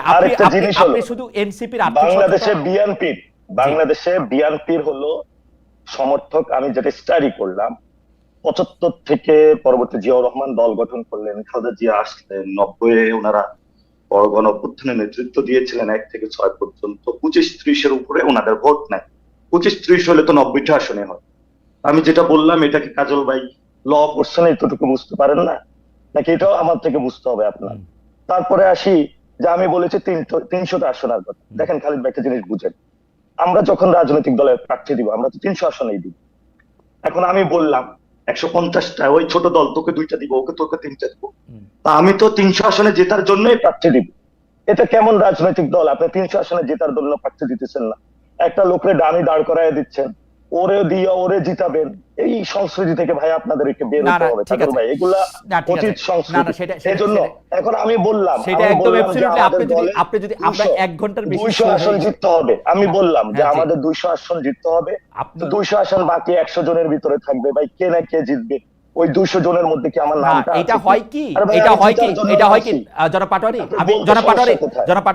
আমি একটু আপনাকে বলি, আমরা দেখেছি কি রাজনৈতিক দলগুলি জানে যে কোথায় তাদের কতটুকু স্ট্রেংথ, সেই অপটিমাম স্ট্রেংথকে ধরে তারা একটা ম্যাপ প্রণয়ন করে। যেমন আওয়ামী লীগ জানে যদি আওয়ামী লীগ নির্বাচন করে গোপালগঞ্জে তারা সব আসনে জিতবে, তেমনি বিএনপি জানে তার স্ট্রেংথ আছে বগুড়ায় সব আসনে জিতবে। আমি খুব জেনারেলাইজ কথা বললাম। এরকমভাবে কোন কোন আসন তাদের একেবারে সবুজ, কোনটা একটু গ্রে, কোনটা লাল, সেরকমভাবে তারা করে। সেই জন্য প্র্যাকটিক্যালি বিএনপি ভোটের আগে 2001 সালের ভোটের আগে সেইটার ব্যাপারটা আমি পুরোপুরি দেখেছিলাম বলে আমি জানি। তারা নির্বাচন হওয়ার আগেই তারা জানতো যে নিরপেক্ষ নির্বাচন হলে তারা কতটা আসনে তারা নিশ্চিত জয়লাভ করবে। মাঠের তো আসে সেরকম ভাবে সেটা বলে আর কি। ঠিক আছে, আচ্ছা আমরা ওগুলো আরেকদিন কথা বলবো না, জনাব পাটোয়ারি আরেকদিন কথা। এরকম আওয়ামী লীগের বিএনপি এই ডেটা ভিত্তিক ভোটের ম্যাপিংটা স্মার্টলি আসলে আওয়ামী লীগেরা আগে শুরু করেছে, মানে ডিজিটাল বাংলাদেশ ডিজিটাল হওয়ার আগে শুরু করেছে, যেটাকে হাওয়া ভবন কেন্দ্রিক যেটা 2001 সালে বলা হয়, সেই ডিজিটাল ম্যাপিংটা সেটা এখানে জানি খালিদ ভাই, এগুলো জানি কোন এজেন্সির মাধ্যমে করছে এগুলো আমরা জানি। এখন তারা ওই এজেন্সিগুলোকে হায়ার করতেছে তাও আমরা জানি। ফ্যান্টাস্টিক। আপনি যদি আপনাদের দলের কথা এখন হলো আপনাদের দলের কথা, হ্যাঁ, এখন হলো যে ভারতীয় যে বিজেপি যেটা বলেছিল, জনসংঘ যখন ছিল অথবা জনদলটা যখন ছিল, জনদল কয়টা আসনে চিন্তা করেছিল? এবং 1990 সালের আগে বিএনপির কি অবস্থা? প্রার্থী খুঁজে পাওয়া যায়, কিন্তু তাদের একটা স্বপ্ন ছিল, জিয়াউর রহমান স্বপ্নটা দেখিয়েছিল। আমি খালেদা দিয়ে খুবই রেসপেক্ট করি, আমি ওনার সাথে পার্সোনালি দেখা করেছিলাম, আমার স্বপ্ন ছিল যে ওনার সাথে কিছু জিনিস আমি শেয়ার করবো, জিজ্ঞেস করবো। নাসিরউদ্দিন পাটোয়ারি, আপনি বিএনপি থেকে এনসিপিতে আসেন, আপনি বিএনপি থেকে এনসিপিতে আসেন, বিএনপি থাক, বিএনপি নিয়ে আরেকদিন কথা বলবো। সত্যি আপনি এনসিপিতে আসেন, এনসিপিতে আপনাদের না এটা তো এই যে রুহুল কুদ্দুস ভাই, এই যে একটা মানে ওনার মতন সিনিয়র লয়ার, আমাকে আজকে একজন বলছে যে ওনাকে সম্মান দেওয়ার জন্য, কারণ উনি নাকি সামনে হলো লয়ার সেক্টর নিয়ন্ত্রণ করবে, পরে নাকি মামলা টামলা খাইলে উনি আমারে আরো বেশি করে ঢুকায় আর একবার কি কি লয় বললেন? মানে আমি তো আপনি সমস্যা নেই, আপনি যদি আপনি যদি আমি সম্মান করছি, আপনি আপনি কিন্তু আপনি ওই খোঁজ ধরনের নিলে শব্দ তো আপনি খোঁজ বলতে নিলে পারেন না। জানতে পারবেন রুহুল ভাই, সরি টু সে, আপনি খোঁজ আমি নিলে আপনাকে জানতে রেসপেক্ট পারবেন। করতাম, আপনি যে শব্দ আজকে চয়ন করেছেন আপনি এটা এক্সপ্যান্ড করবেন, এক নাম্বার। দুই নাম্বার জিনিসটা হলো, কোনটা কোন আপনি শব্দটা? আমাদের ফাইন্যান্সিয়াল সিস্টেমের কথা বলেছেন। এই যে বালখিল্য যে একটা শব্দ ব্যবহার আচ্ছা করেছে আচ্ছা। উনি, হুম। এবং এটা উনি সিনিয়র লয়ার হিসাবে, লার্নার পার্সন হিসাবে উনি লন্ডন থেকে এডুকেটেড হয়েছে, ওকে। এবং সেখানে যথেষ্ট এখানে হলো এই ধরনের শিক্ষা দিয়ে আমার থাকে। মনে হয় যে এই শব্দটা এক্সপ্যান্ড করা উচিত, এক নাম্বার। দুই ব্যারিস্টার নাম্বার কাজল, জিনিস হলো, জি, আর্থিক খাত আপনি ব্যারিস্টার কাজল এটি ফাইন্যান্সিয়াল নিশ্চয়ই কোশ্চেন, লিখবেন। জি, আচ্ছা কোনটা? ফাইন্যান্সিয়াল আমি তো কোশ্চেন আপনি কথা বলেছেন। আচ্ছা ব্যারিস্টার কাজল জি, আপনি আপনি বলেছেন, বলেছেন ব্যারিস্টার কাজল আপনি বলেছেন, আমি একটু আমি তারপরে বালখিল্য এই শব্দ, এগুলো আপনি বলতে পারেন না। জি, দুই নম্বর জিনিস হলো ফাইন্যান্সিয়াল যে বিষয়টা, সেটা হলো যে আমরা একটা নীতিমালা করেছিলাম। হুম। নীতিমালার মধ্যে আমরা এনেছিলাম আমাদের দুইটা জিনিসকে মিক্সড করতে হবে। মিক্সড করতে গিয়ে আমার যে যে পলিটিক্যাল কালচার রয়েছে সেটার জন্য আমরা স্টাডি করার জন্য নির্বাচন কমিশনের আরপিওটা স্টাডি করলাম। সাউথ এশিয়াতে যে পলিটিক্যাল পার্টিগুলার যে ফাইন্যান্সিং সিস্টেম সেটা নিয়ে স্টাডি করি। আমরা ভারতে গিয়ে যেটা পাইলাম সেটা হলো রাহুল গান্ধীর কিন্তু যে ফাইন্যান্সিয়াল স্ট্রাকচার, এটা হলো বিজেপির মোদি হলো ফ্রিজ করে রেখেছিল, বিজেপি আবার বন্ড ছেড়েছিল। আমরা একটা সুন্দর মডেল আবার হলো মালয়েশিয়াতে গিয়েছি। মালয়েশিয়ার যে তরুণ প্রজন্ম, তারা ফাইন্যান্সিয়াল মডেলের ক্ষেত্রে নতুন একটা ধারা নিয়ে এসেছিল। থাইল্যান্ডের একটা তরুণদের একটা পার্টি, মুভ ফরওয়ার্ড পার্টি, অবশ্যই আপনি শুনেছেন, 167 তারা সিট পেয়েছিল। তাদেরও তো ফাইন্যান্সিয়াল একটা মডেলে তারা সিস্টেম নিয়ে এসেছিল। আর বর্তমানে আমেরিকার নেক্সট প্রেসিডেন্ট ক্যান্ডিডেট বলা হয়ে থাকে এওসি কে। এওসি একজন বারটেন্ডার ছিলেন, খুবই স্ট্রাগল লাইফে ছিলেন, তার ফাইন্যান্সিয়াল ক্লিয়ারেন্স খুবই স্ট্রং। এবং আপনি যে আমদানির কথা বলেছিলেন যে আপনি টকশোতে গত, তারও ফাইন্যান্সিয়াল আমি ব্যাকগ্রাউন্ড দেখলাম খুবই স্ট্রং এবং মানে ক্লিন। স্ট্রং বলতে তো আমরা হাজার হাজার কোটি টাকার মালিক বুঝে ওইটা নাই, খুবই ক্লিন এবং তার ট্র্যাক রেখেছে।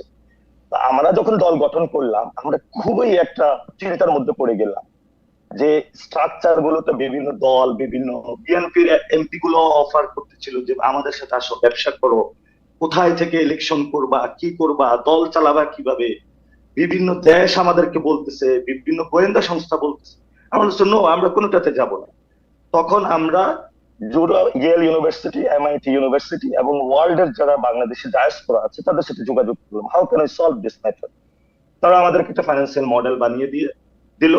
আমরা সেই ভিত্তিতে গিয়ে আমাদের সেই রিসার্চ বেসড যে ফর্মটা আছে আমরা সেটা অবমুক্ত করলাম। আমরা ক্রাউড ফান্ডিং এ গেলাম, আমরা টি শার্ট, ব্যাগ, বিভিন্ন জায়গায় জনগণের কাছে গেলাম। অর্থাৎ আমরা যেহেতু এখনো আর্মির এস্টাবলিশমেন্ট ভাঙতে পারি নাই, আমাদের ব্যুরোক্রেসির এখন এস্টাবলিশমেন্টের যেটা আওয়ামী এস্টাবলিশমেন্ট ভাঙতে পারি নাই এখনো, মিডিয়ার এস্টাবলিশমেন্ট ভাঙতে পারি নাই এখনো, অর্থাৎ এগুলোকে চেঞ্জ করতে পারি নাই। জনাব পাটোয়ারি, আমরা এই জন্য হলো জনগণমুখী হলাম, এই জন্য আমরা ফাইন্যান্সিয়াল রাইট রাইট, সেগুলো আমরা জানি, সেটা সেটা ওয়েবসাইটে প্রকাশ করার কথা ছিল, সেটা কি আপনারা করতেছেন? জি, আমাদের ওয়েবসাইটে আপনার ট্র্যাকিং এ সবগুলো বিষয় আছে। সেখানে হলো আমরা আবার জনগণকে একটা জিনিস হিসাব মিলিয়ে দিত, অর্থাৎ আমাদের ডেবিট ক্রেডিটটা মিলিয়ে দিত, সেটা হলো আমাদের কাছে আমাদের, জি সেটা আপনারা দিচ্ছেন। ওকে, আর আপনারা কি এটা হলো ডেভেলপ হচ্ছে আমাদের, মানে যত টাকা উঠতেছে, মানে আমাদের যত অ্যাকাউন্ট থেকে ঢুকতেছে সেই জিনিসটা কত খাতে কোথায় খরচ হচ্ছে আমাদের ওয়েবসাইট হলো দুই পাশে থাকবে। সেটা কি নতুন টাকা নাকি আপনারা রূপায়ণে যে বিল্ডিং আছেন সেটার ভাড়ার টাকা, আপনারা যে ইফতার পার্টি করছেন সেটার টাকা? ভাই আপনি যে এক একটা কথার মধ্যে এলিগেশন দিয়ে থাকেন, আমরা সেগুলিও কি আপনারা দিবেন কিনা ভাই? সেগুলো আপনারা দিবেন কিনা? ওয়েবসাইটে থাকবে কিনা যে আপনারা এই ভাড়া টাকাটা কিভাবে দেন? রূপায়ণ টাওয়ার, এখন রূপায়ণ টাওয়ার বললে পিপলের একটা পারসেপশন সৃষ্টি হয়, অনেক রিকশাওয়ালা কারণ হচ্ছে যে আপনারা যেভাবে প্রতিক্রিয়া জানান সেই কারণে পারসেপশন সৃষ্টি হয়। পাটোয়ারি যেভাবে প্রতিক্রিয়া জানান, এটা যদি খুব স্বাভাবিকভাবে নিতেন যে হ্যাঁ বাড়ি ভাড়ার টাকা যেখান থেকে দেই সেটা দিব, কিন্তু এটা হচ্ছে কি আপনারা একদম ছেদ করে ওঠেন। এই আওয়ামী লীগের লোকদের এরকম ছেদ করে উঠতে দেখতাম, যাই জিজ্ঞেস করতাম সাদ্দাম আপনি গাড়ি পাইলেন কই, সাদ্দাম আপনি গাড়ি পাইলেন কই, ছেদ করে উঠলো। ছেদ করে উঠেন না, বাড়িটা তো ভাড়া নিছেন, বাড়িটা তো ভাড়া নিছেন, ভাড়ার টাকাটা প্রকাশ করবেন কিনা? রেটরিক নেবেন না, এটা হলো আপনার প্রতি রিকোয়েস্ট। আচ্ছা, রেটরিক না, বাড়ি ভাড়ার টাকাটা দিবেন, যে এখানে পার্টি অফিস আছে সেখানে টাকাটা দিবেন আপনারা, মানে প্রকাশ করবেন?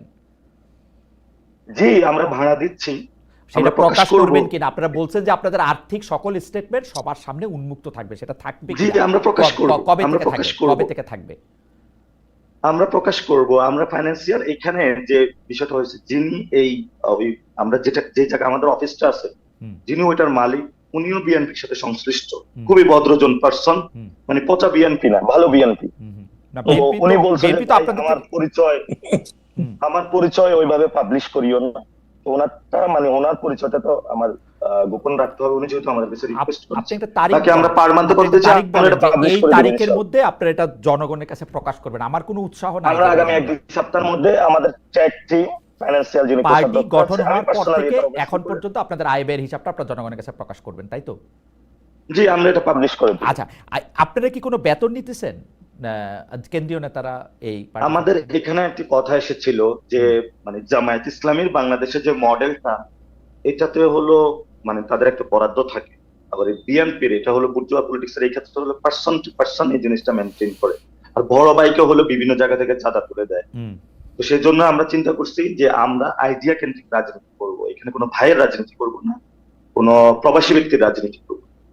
তো সেই জায়গা থেকে আমরা বলেছিলাম এই ধরনের কোনো ফেলোশিপ প্রোগ্রাম চালু করা যায় কিনা। হুম, সেখানে আমাদের একটা প্রপোজিশন এসেছিল যেটা বিভিন্ন কান্ট্রিতে আছে। হুম। তো আমরা আবার সেটার ক্ষেত্রে আরো একটা কনসিডারেশনে নিচ্ছি, যদি ফেলোশিপ দিয়েই থাকি অনেকে আবার এটার উপরে ডিপেন্ডেন্ট হয়ে পড়বে। অনেক লোক Okay. হার্ট থেকে তো রাজনীতি করতে চায়, মানুষের ভরসা থেকে তো ওই জায়গাটা করবে না। তাহলে হাউ ক্যান সলভ দিস, এটার জন্য আমরা আবার আরেকটা রিসার্চ আমাদের ঢুকতে হচ্ছে। Okay. Will solve this every matter. যতগুলো কোশ্চেন আসছে ভাই, যতগুলো দিবেন আমরা সব ডিল করে সামনে যাব Okay. ইনশাআল্লাহ। সে জায়গাটা ভরসা রাখবো। আপনাকে অনেক অনেক ধন্যবাদ। আমাদের একজন দর্শক প্রশ্ন করেছেন, আপনি বিএনপির কোন নেতাকে, প্রধান নেতাকে তার আয়ের উৎস আপনার মানে আমাকে বলেছেন যে খালেদ মহিউদ্দিন আপনার বাবাও জিজ্ঞেস করতে পারবে না কখনো। আমার বাবা আসলে জিজ্ঞেস করতে পারবে না, তিনি মারা গেছেন 1989 সালে, তার পক্ষে জিজ্ঞেস করা সম্ভব না। কিন্তু আমি প্রত্যেকটা অনুষ্ঠানেই সেটি জিজ্ঞেস করি। আপনাদের যদি সময় সুযোগ হয় আপনারা এটি দেখে নেবেন। জুলাই মাসের অন্তত 4টে অনুষ্ঠান আমি করেছি যেগুলি ইউটিউবে আছে, সে সময়ের সেই মানে গত বছর জুলাই মাসে, সেগুলি আপনারা নিশ্চয়ই দেখে নিতে পারেন। অনেকেই প্রশ্ন করেছেন। এখন আমি প্রশ্ন করতে চাই জনাব ব্যারিস্টার রুহুল কুদ্দুস কাজল, যে প্রশ্নটা আমি করে গেছিলাম যে যেহেতু এখন এন্টি ইন্ডিয়ান জায়গাটা স্ট্রংলি ভাগ হয়ে গেছে, সেজন্য বিএনপির ভোট কমবে কিনা, 1, 2 হচ্ছে যে বিএনপি এনসিপিকে তো এটা বলতে হয়েছে যে তারা তাদের সকল আয় ব্যয়ের উৎস পাবলিকলি এটা প্রকাশ করবে, বিএনপি এটা প্রকাশ করবে কিনা 1 নাম্বার কথা। আমি বিএনপির ওয়েবসাইটে প্রতিদিন যাই, আমি এরকম কোনো কিছু লক্ষণ দেখি না। এবং বিএনপির শীর্ষ নেতারা কিভাবে জীবন নির্বাহ করেন, আমি যেমন গত প্রধানমন্ত্রীর মন্ত্রী পরিষদকে প্রায় জিজ্ঞেস করতাম যে তারা মানে ফার্স্ট ফ্যামিলি অর্থাৎ শেখ হাসিনা এবং তার ছেলেমেয়েরা কোনো ধরনের ব্যবসা বাণিজ্যের সাথে যুক্ত কিনা, তাদের আয়ের উৎস কি, তেমনভাবে আপনাদেরও জিজ্ঞেস করতে চাই যে আসলে মানে জনাব তারেক রহমানের আয়ের উৎস আসলে কি। আপনি বাংলাদেশের সবচেয়ে, আমার ধারণা এখন সবচেয়ে বেশি আয় যারা করেন সেই আইনজীবীদের একজন, আপনি জানেন যে আয় এবং ব্যয় কাকে বলে, এটা কিরকম ঘটনাটা একটু যদি বলেন আমাদেরকে। না, আপনি যেমনটি বললেন বিএনপির একজন প্রতিনিধি হিসেবে আমিও তো বিএনপির কেন্দ্রীয় কমিটির সদস্য, আমাকে জিজ্ঞেস করেন। আমার একমাত্র পেশা আইন পেশা। আপনারা জিজ্ঞেস এবং করে আমি তো আইন আপনারা পেশার জিজ্ঞেস মাধ্যমে- করে তো আপনারা জিজ্ঞেস করতে আপনার লাভ না, আপনি তারেক রহমানের কথা বলেন। না, আপনি কি আমি করেন আমি এটা তো আমি কেন বলি? জানি। কারণ শোনেন, আমার দলের নেতা তাকে এই প্রশ্নটা আপনি করবেন। আমার মনে হয় বাংলাদেশে তাকে তো এমন আমি একটা পাই না। আবহ তৈরি হয়েছে। তাকে তো আমি পাই না আমি- আজকে না, কিন্তু আমি খালেদা- আপনার মাধ্যমে আপনি বলে রাখি, তাকে আমি পাই না আজকে না, কিন্তু তিনি যখন টিভিতে নিষিদ্ধ, কেউ তাকে টিভিতে দেখায় না, সেই গত 5 বছর 6 বছর 7 বছর ধরে আমি তার একটা ইন্টারভিউর জন্য আপনাকেও আমি বহুবার বলছি, ইউ নো দ্যাট। এবং আমি আপনাকে বলি, সুতরাং আমার দলের নেতা তার নিশ্চয়ই তিনি বৈধ উৎস এবং আছেন, এবং এই প্রশ্নটি তাকে করবেন। এ ব্যাপারে আমি এতটুকু বলতে পারি, আমাদের নেতা এবং তিনি তার পরিবারের সদস্য এবং তাদের আমাদেরকে একজন বিএনপি নেতা বলেছেন যে ডক্টর জুবাইদা রহমান এবং ব্যারিস্টার জাইমা রহমান তারা যেহেতু আয় করেন, সুতরাং তারেক রহমান সাহেবকে রাজনীতির দিকে মনোযোগ দিলেও চলে। আমি তো এতটুকুই বললাম যে তাদের পরিবারের অন্যান্য সদস্য কর্মক্ষম উপার্জনক্ষম মানুষ আছে। এর বাইরে আমাদের মনে হয় বিষয়টি তাকে জিজ্ঞেস করেন। আপনি যে কথাটি বলছিলেন সে কথাটি নাসিরউদ্দিন পাটোয়ারির যে সমস্ত কথাগুলো, সেগুলো মোর অন থিওরি। আমি নিজে থিওরিতে অতটা চেয়ে বড় কথা হচ্ছে বাংলাদেশের আর্থসামাজিক অবস্থা বিবেচনা করেই আমি একটা মন্তব্য করার চেষ্টা করি। যেমনটি আপনি বলেছেন, এটা বাস্তব কথা, যে আমি সে কথা বলছিলাম যে আওয়ামী লীগ বিরোধী যে শিবির, সেই শিবিরের নেতৃত্ব দিত বিএনপি। এখন আওয়ামী লীগের অনুপস্থিতিতে এই শিবিরের ভোটের মধ্যে তো অবশ্যই একটা টানাপোড়েন থাকবে, এবং এই টানাপোড়েনটা থাকাটা অত্যন্ত স্বাভাবিক, এটা গণতন্ত্রের সৌন্দর্য। আপনি তারেক রহমানের বক্তব্য রেফারেন্স দিয়ে যে কথাটি বারবার বলছিলেন, যে তিনি বলছেন আগামী নির্বাচন অত্যন্ত প্রতিদ্বন্দ্বিতাপূর্ণ, অনেক কঠিন হবে। এই কঠিনের একটা কারণ হচ্ছে ভোটারদের মন জয় করা। আপনি আমাদের দলের নেতার বক্তব্য থেকে এ কথাটা কিন্তু স্পষ্টত যে মানুষের ভোটারের মন জয় করার মাধ্যমেই তারা রাষ্ট্র ক্ষমতায় যেতে চায়। এটা বাংলাদেশের মানুষের জন্য একটা আশ্বস্ত হওয়ার বিষয়। তার দলের নেতৃবৃন্দকে যখন তিনি এভাবে অ্যালার্ট করেন, প্রকারান্তরে এই কথাই বোঝাতে চান যে ভোট ছাড়া অন্য কোন প্রক্রিয়ায় আমাদের রাজনৈতিক দল হিসেবে রাষ্ট্র ক্ষমতার দায়িত্ব পাওয়ার কোনো সুযোগ নেই। That is plain and simple. এই প্লেন এন্ড সিম্পল এর ক্ষেত্রে অনেকগুলো অংশীদার, আপনি যেমনটি বললেন, কদিন আগে গত শনিবারের মধ্যে আপনার সৌরদ্দি উদ্যানে একটা সমাবেশ হলো। আমি আগামী নির্বাচনকে সামনে রেখে অনেক রকমের হিসাব নিকাশ তো হবেই, এবং এই যার যা রাজনৈতিক অবস্থান থেকে সে তার দলের হিসাব করবে, বড় দল হিসেবে তার একটা হিসাব করবে। এমন তো হতে পারে যে বিএনপি চিন্তা করছে, যেটা বিএনপির অন্যতম পলিসি ছিল, যেটা 31 দফা ভারপ্রাপ্ত চেয়ারম্যান বারবার বলেছিলেন, যে আমরা রাষ্ট্র ক্ষমতা যাওয়ার সুযোগ পেলে, রাষ্ট্রকে সেবা করার সুযোগ পেলে সমস্ত রাজনৈতিক দল এবং বছর বেগম খালেদা জিয়া গত 17 বছরে তার রাজনৈতিক দলের নেতা কর্মী সমর্থক, তার নিজের আয়, তার কি সন্তান আছে, সমস্ত কিছু আছে, বেগম খালেদা জিয়ার আয়। অ্যাবসলিউটলি আমরা এই জিনিসগুলি জনাব তারেক রহমান এবং বেগম খালেদা জিয়া এই আরেকটা কথা বলি, আমি একটা কথা, সময় নাই। খালেদা জিয়া তো বাংলাদেশের একজন আয়করদাতা। রাইট। আপনি যদি ওইভাবে বলেন, তাহলে আপনি যদি কোনো কারণে বাংলাদেশের একজন নাগরিক হিসেবে, প্রথম শ্রেণীর নাগরিক হিসেবে যিনি আয়কর প্রদান করেন, তো তিনি তো তার আয়ের উৎস আয়কর বিভাগের কাছে সুস্পষ্টভাবে বলেছেন, এবং সেটা সেখানে সংরক্ষিত আছে। সুতরাং আইনি প্রক্রিয়ার মধ্যে ওইটা প্রিভিলেজ, যিনি ট্যাক্স দেন, নো ইটস ওপেন, না এটা ওপেন। আপনি যখন নির্বাচনে দাঁড়াবেন তখন আমি সেটাই বলছি। আমি কিন্তু বেগম খালেদা জিয়াকে নির্বাচন করেননি, তিনি তো প্রত্যেকটা নির্বাচন, আমি গত 17 বছর করেন নাই, তো গত 17 বছর তো করেন নাই, সেই জন্য বলতেছি গত 17 বছর বেগম খালেদা জিয়াও করেন নাই, তারেক রহমান সাহেবও করেন নাই। বেগম খালেদা জিয়া বিগত 17 বছর যে ধরনের নির্যাতন নিপীড়নের শিকার হয়েছে, এই যে কাজল ভাই, আপনি কিন্তু আমাকে ট্রাবলে ফেলতেছেন। এখন বিএনপির লোকেরা আমাকে একটা এনটি বিএনপি কোয়া, এখন একটা মানে আমি বলছি না, আমি বলছি বেগম খালেদা আপনি এখন আমাকে, আমার মনে হয় যে আমার প্রশ্নটা আপনি বুঝতে পারছেন, যে এটা যদি মানুষের সামনে থাকে মানুষ এটা দেখে নেবে। আমরা একদম শেষ পর্যায়ে আছি। কাজল ভাই আপনার অনেক ধন্যবাদ। আমি একটু জনাব নাসির পাটোয়ারির কাছে 40 সেকেন্ডের জন্য যেতে চাই। জনাব নাসির পাটোয়ারি, এই আগামী নির্বাচনটা, মানে এটা একটা মানে জ্যোতিষী ধরনের প্রশ্ন, কিন্তু আমি আপনার মানে আপনি তো আর সত্যি বলতে পারবেন না, কিন্তু আপনার গেস্টটা আমি শুনতে চাই যে আপনি মনে করেন কবে নির্বাচনটা হবে। কেউ বলেন ডিসেম্বরে হবে, সেটা থেকে অবশ্য সরে এখন ফেব্রুয়ারি আসছে, কেউ বলেন এপ্রিলে হবে, কেউ বলেন এপ্রিলে হবে না, তারপরে হবে। আপনার কাছে কি মনে হয়? এটা আপনার কাছে শেষ প্রশ্ন আমার, মানে জাস্ট তারিখটা, মানে কেন মনে হয় সেটা আরেকদিন শুনবো। যদি কোনো বড় ঘটনা না করে ফেব্রুয়ারি ইলেকশন হয়ে যাবে, যদি বড় কোনো ঘটনা না ঘটে। এবং এখানে ওই যে জুলাই সনদের একটা বিষয় আছে, সেটা হয়তো বা বিএনপি ছাড় দিচ্ছে। লন্ডনের কথা হয়েছে, পার্সোনাল কথা কি হয়েছে এটা আমরা জানি না, তবে সেখানে দুইজনকে যেহেতু হাস্যোজ্জ্বল ছবিটা আমরা দেখেছিলাম, তাদের মনে হয়েছিল বোথ পার্টিজ আর কোঅপারেটিভ। ওই জায়গায় মনে হয়েছে যে ফেব্রুয়ারিতে ইলেকশন হওয়ার পসিবিলিটি রয়েছে। ঠিক আছে, কোনো বড় ঘটনা না। ঠিক আছে, হোল্ড অন এ সেকেন্ড, আমরা একটু বেশি কাজল আপনার কাছ থেকে একটু জানতে চাই জ্যোতিষী প্রশ্নটা। আপনার কাছে কি মনে হয় ফেব্রুয়ারি, এপ্রিল, তারপরে? না, আপনি কিন্তু খালেদ খেয়াল করে দেখবেন, লন্ডনে বা বিএনপির ভারপ্রাপ্ত চেয়ারম্যান জনাব তারেক রহমানের সঙ্গে ডক্টর মোহাম্মদ ইউনূসের বক্তব্যের পরিপ্রেক্ষিতে লিখিতভাবে স্টেটমেন্ট করে বলা হচ্ছে দুজন সিদ্ধান্ত গ্রহণ করেছেন। আচ্ছা, তো আপনিও মনে করছেন ফেব্রুয়ারিতে ইলেকশন হবে, তাই তো? আমি এই কারণেই মনে করি যে বাংলাদেশের জুলাই আগস্টের গণ বিস্ফোরণের পরবর্তীতে এই দেশের মানুষের কাছে গ্রহণযোগ্য ব্যক্তি হিসেবে ডক্টর মোহাম্মদ ইউনূস রাষ্ট্র দায়িত্ব পালন করছেন, এবং তার কথার একটা মূল্য আছে। তিনি যেটা বলেছেন যে নির্বাচনটি হবে এবং সেটি ফেব্রুয়ারি পর্যন্ত লন্ডনে বসে যে যৌথ বিবৃতি, আমার মনে হয় জনাব নাসিরউদ্দিন পাটোয়ারি, আমি সেটার উপর আস্থা রাখতে চাই, জনাব নাসিরউদ্দিন পাটোয়ারি, আমি মনে করি এর ব্যত্যয় ঘটার কোনো কারণ নেই। জনাব নাসিরউদ্দিন পাটোয়ারি, আজকের অনুষ্ঠানে আপনি শেষ কথা বলবেন। আপনি 2 সেকেন্ড না, আপনি 30 সেকেন্ড বলেন। এনসিপি নিবন্ধন চেয়েছে, সব জায়গায় আসলে নির্বাচনী কার্যক্রম শুরু করেছে। নতুন রাজনৈতিক দল হিসেবে আপনি আমাদের অভিনন্দন জানবেন আপনার দলের পক্ষ থেকে, এবং নির্বাচনকে সামনে রেখে জনগণের উদ্দেশ্যে আপনি কি বলতে চান? আপনি 30 সেকেন্ড বলেন, কিন্তু প্লিজ 30 সেকেন্ডই বলেন। আপনি 2 সেকেন্ড চাইছিলেন, 30 সেকেন্ড বলেন। প্রথমত লন্ডনে যে বৈঠকটা হয়েছিল বিএনপি এবং গভর্নমেন্টের যে বোথ পার্টি যেটা হয়েছে, এটা বাংলাদেশের ইতিহাসে প্রথম, এই ধরনের হয় নাই।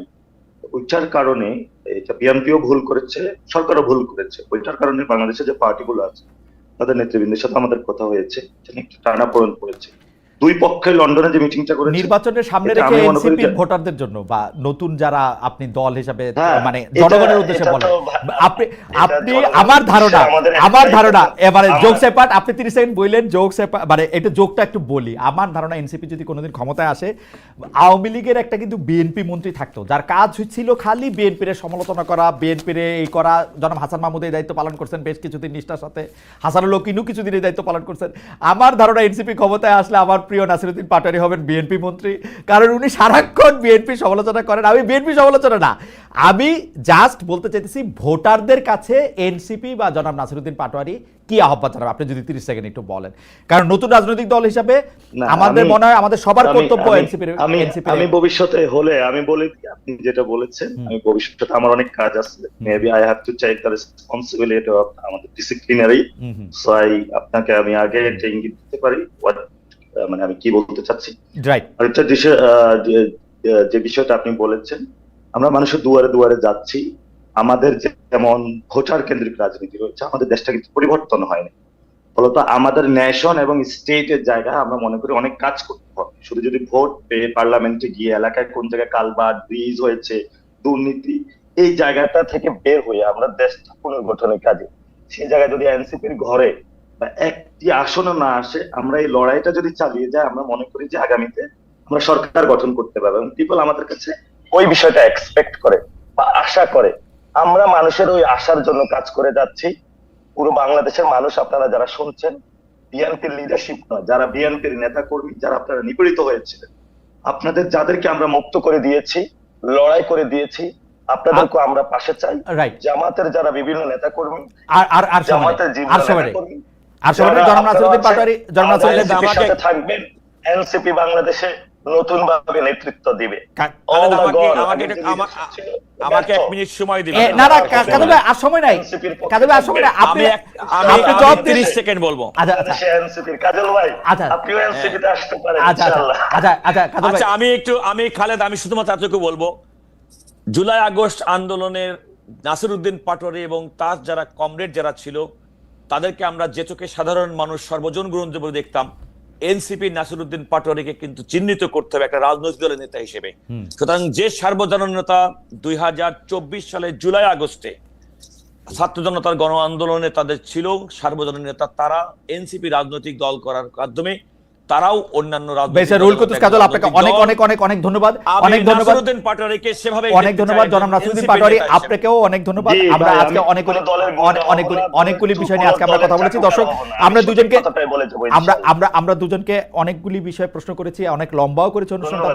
দর্শকরা অনেক ছিলেন আমাদের সঙ্গে, আপনাদের সবাইকে ধন্যবাদ জানিয়ে আজকের অনুষ্ঠান এখানে শেষ করছি। আবারও দেখা আপনাদের সঙ্গে নিশ্চয়ই নতুন কোনো দিনে, সেই পর্যন্ত অনেক অনেক ধন্যবাদ আপনাদের সবাইকে। তো ধন্যবাদ বটেই।